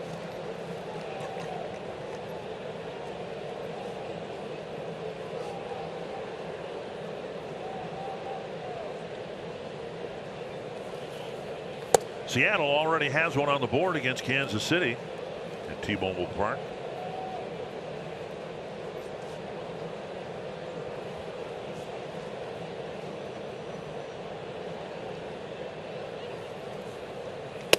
Up and in, 2-1.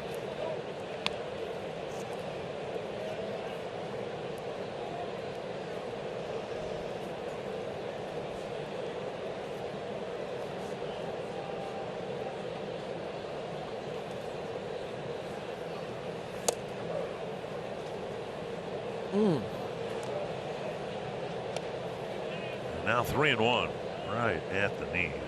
A good pitch.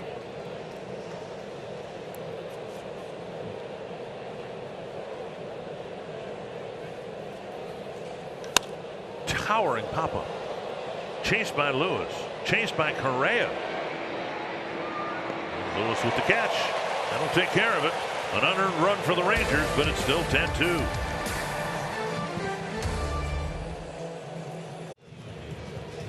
Twins busted it open in the 7th with 6. It's 10-2. And this copyrighted telecast is presented by authority of the Minnesota Twins and may not be reproduced or retransmitted in any form, and the accounts and descriptions of this game may not be disseminated without the express written consent of the Minnesota Twins LLC. And the Rangers have a new catcher and a new pitcher. The pitcher is the former catcher. Heim will catch. Hedges on the mound, his first career pitching appearance, and he'll face Max Kepler. We don't have a scouting report on him yet, but the first pitch was 54. Probably got called a slider. That's all he's got. We ought to run on this guy tomorrow if he catches, or Sunday, right? 2-0. And a strike. And Hedges wanted to go, and home plate umpire Carlos Torres says, look, we all want to get this over with, but you're working too fast. 3-1. Get the ball, step on the rubber, let's go. It's so commonplace now. Everybody uses common sense about it. Josh Smith at short. And Kepler lifts it high and deep to right field. Gone, another home run. And for Kepler, his 21st of the year. Hey, they all count the same. He took a couple pitches, got his timing down. Got a BP fastball and launched it out of here. 5 home runs last night, 3 now tonight, and that'll bring up Royce Lewis. That was the hardest pitch Hedges threw.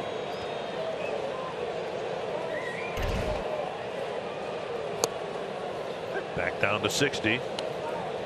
And a strike. Popped up center field. One away. We'll bring up Wallner. 6 runs in the 7th were nice. Kepler's home run in the 8th, nice. Still the biggest swing of the bat from this guy. 3-run triple in the first inning when it looked like the Twins were going to let Dane Dunning get off the hook. He walked 4 guys in front of Wallner. One of them was taken off the bases on a Correa double play grounder. Man, that triple was huge. Well, it loomed large until the 7th inning. And hung on and missed 1 and 2. And left the bases loaded in the 3rd, left the bases loaded in the 4th. And then there was 2 quick innings, the 5th and the 6th, 6 up, 6 down. So that swing was looking bigger and bigger. 2 and 2.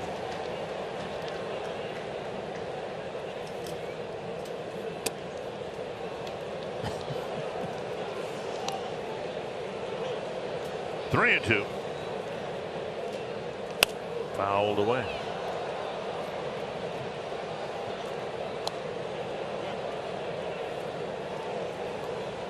Hedges enjoying the lightness of the moment here. And Waller spanks another hit. This one will go all the way to the wall. Garcia didn't cut it off. So Wallner has a triple and now a double. And another very productive night at the plate. Just a casual 107.2 off the bat. That easy of a swing. Well, that's generated by the hitter, right? Because when it's coming at you that slow and you can still get triple digits. That's all the hitter. That's all Matt Wallner. 1 strike. Jeffers hit by a pitch. And then Garver got hit by a pitch. The bench is cleared and all that. But more importantly, Jeffers with an RBI single in the 1st and another one in the 7th.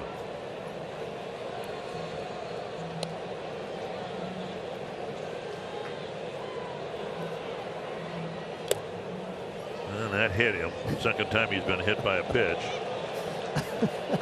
And a little brotherhood there. One catcher looking at the other with a little smirk, I think. So, what I was saying before, now teams and players are taking this with a little more common sense.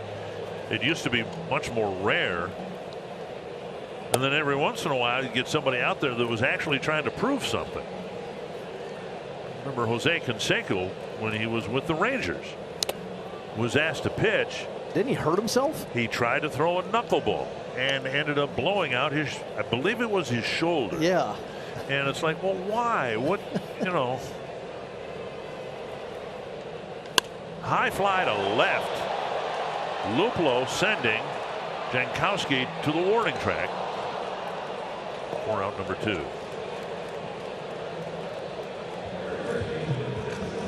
So Luplow last week was on the mound impersonating Craig Kimbrell. That's Luplow's 3rd at bat against a position player since he's been with the Twins.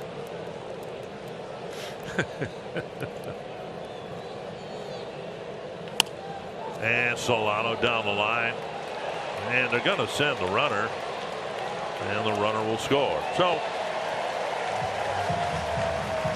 Wallner scores another run, his 3rd run that he scored. The Twins are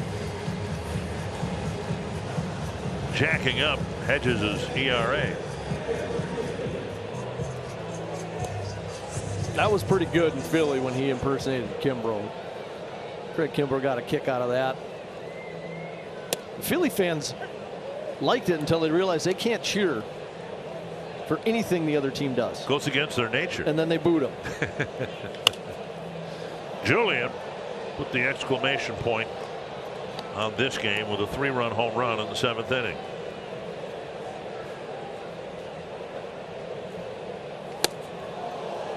And Julian strikes out against Hedges. 4th strikeout for Julian. And we head to the ninth.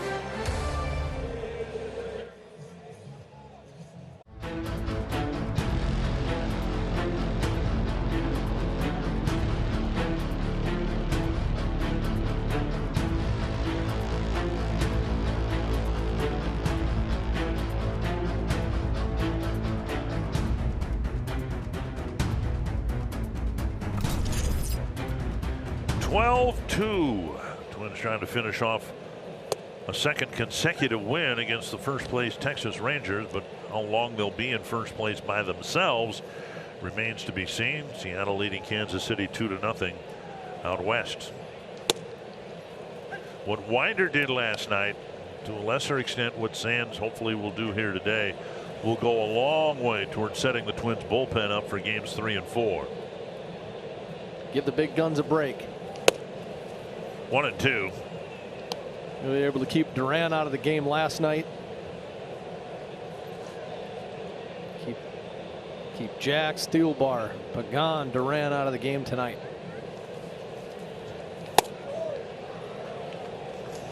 Wow. 2 and 2. Right at the knees. Not even borderline.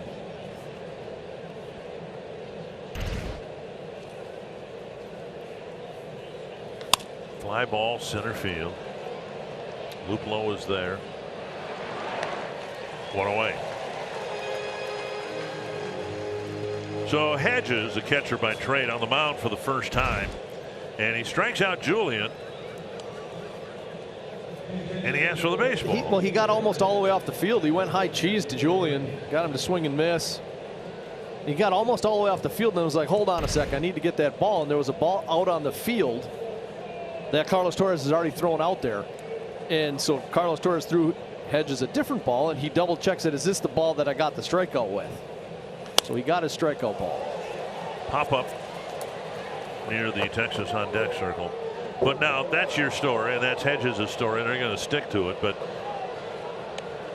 I mean, MLB authenticators never got a chance to verify the ball, and that ball might be valuable on the open market. If I'm Hedges, I'm getting him to rewind the tape and confirm it. That's a personal memento that has no resale value, I guess is what I'm trying to say. I just think he wants to know. Yeah, sure. My first strikeout ball ended up in the stands of Fenway Park, so I don't have mine.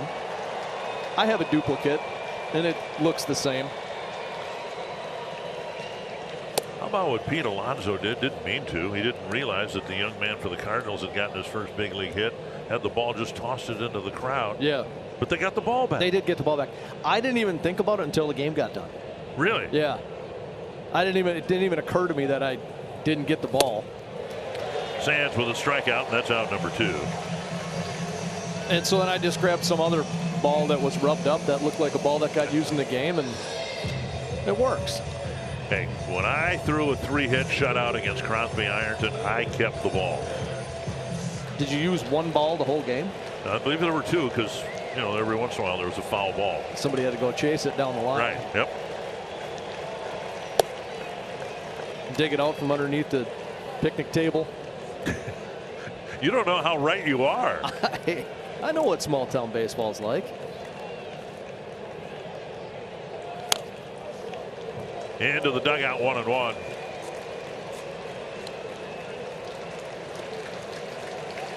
Sands trying to finish off the ball game. It's been a convincing ball game for the Twins, and it started in that first inning when they scored 4 runs, taking advantage of Dane Dunning's control issues. 1-2.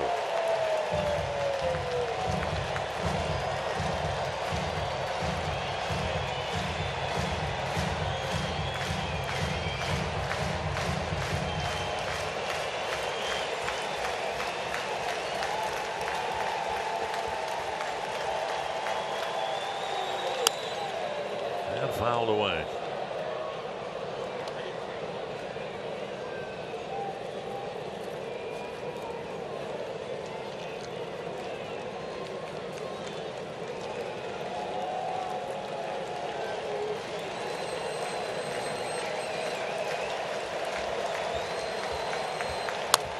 chopped to first. Couldn't be easier. And for the game, too, a 12-2 Twins win. Lost a couple of tough ball games in Milwaukee, but they've started this homestand off on the right foot. Very good bounce back from that road trip. Short road trip, but yeah, come in here, back home. A really good ball club in the Rangers. They played a pretty flawless game tonight. Scored early, took advantage of some wildness from Dunning, and then Sonny Gray was able to just put it in cruise control. 7 really sharp innings from him and piled on late. Another good start for Sonny Gray against a good team, boding well for postseason success should the Twins get there. They took a step forward with a win while the Guardians won. And we'll recap as much as we can in the time we've got for the Twins Live postgame show.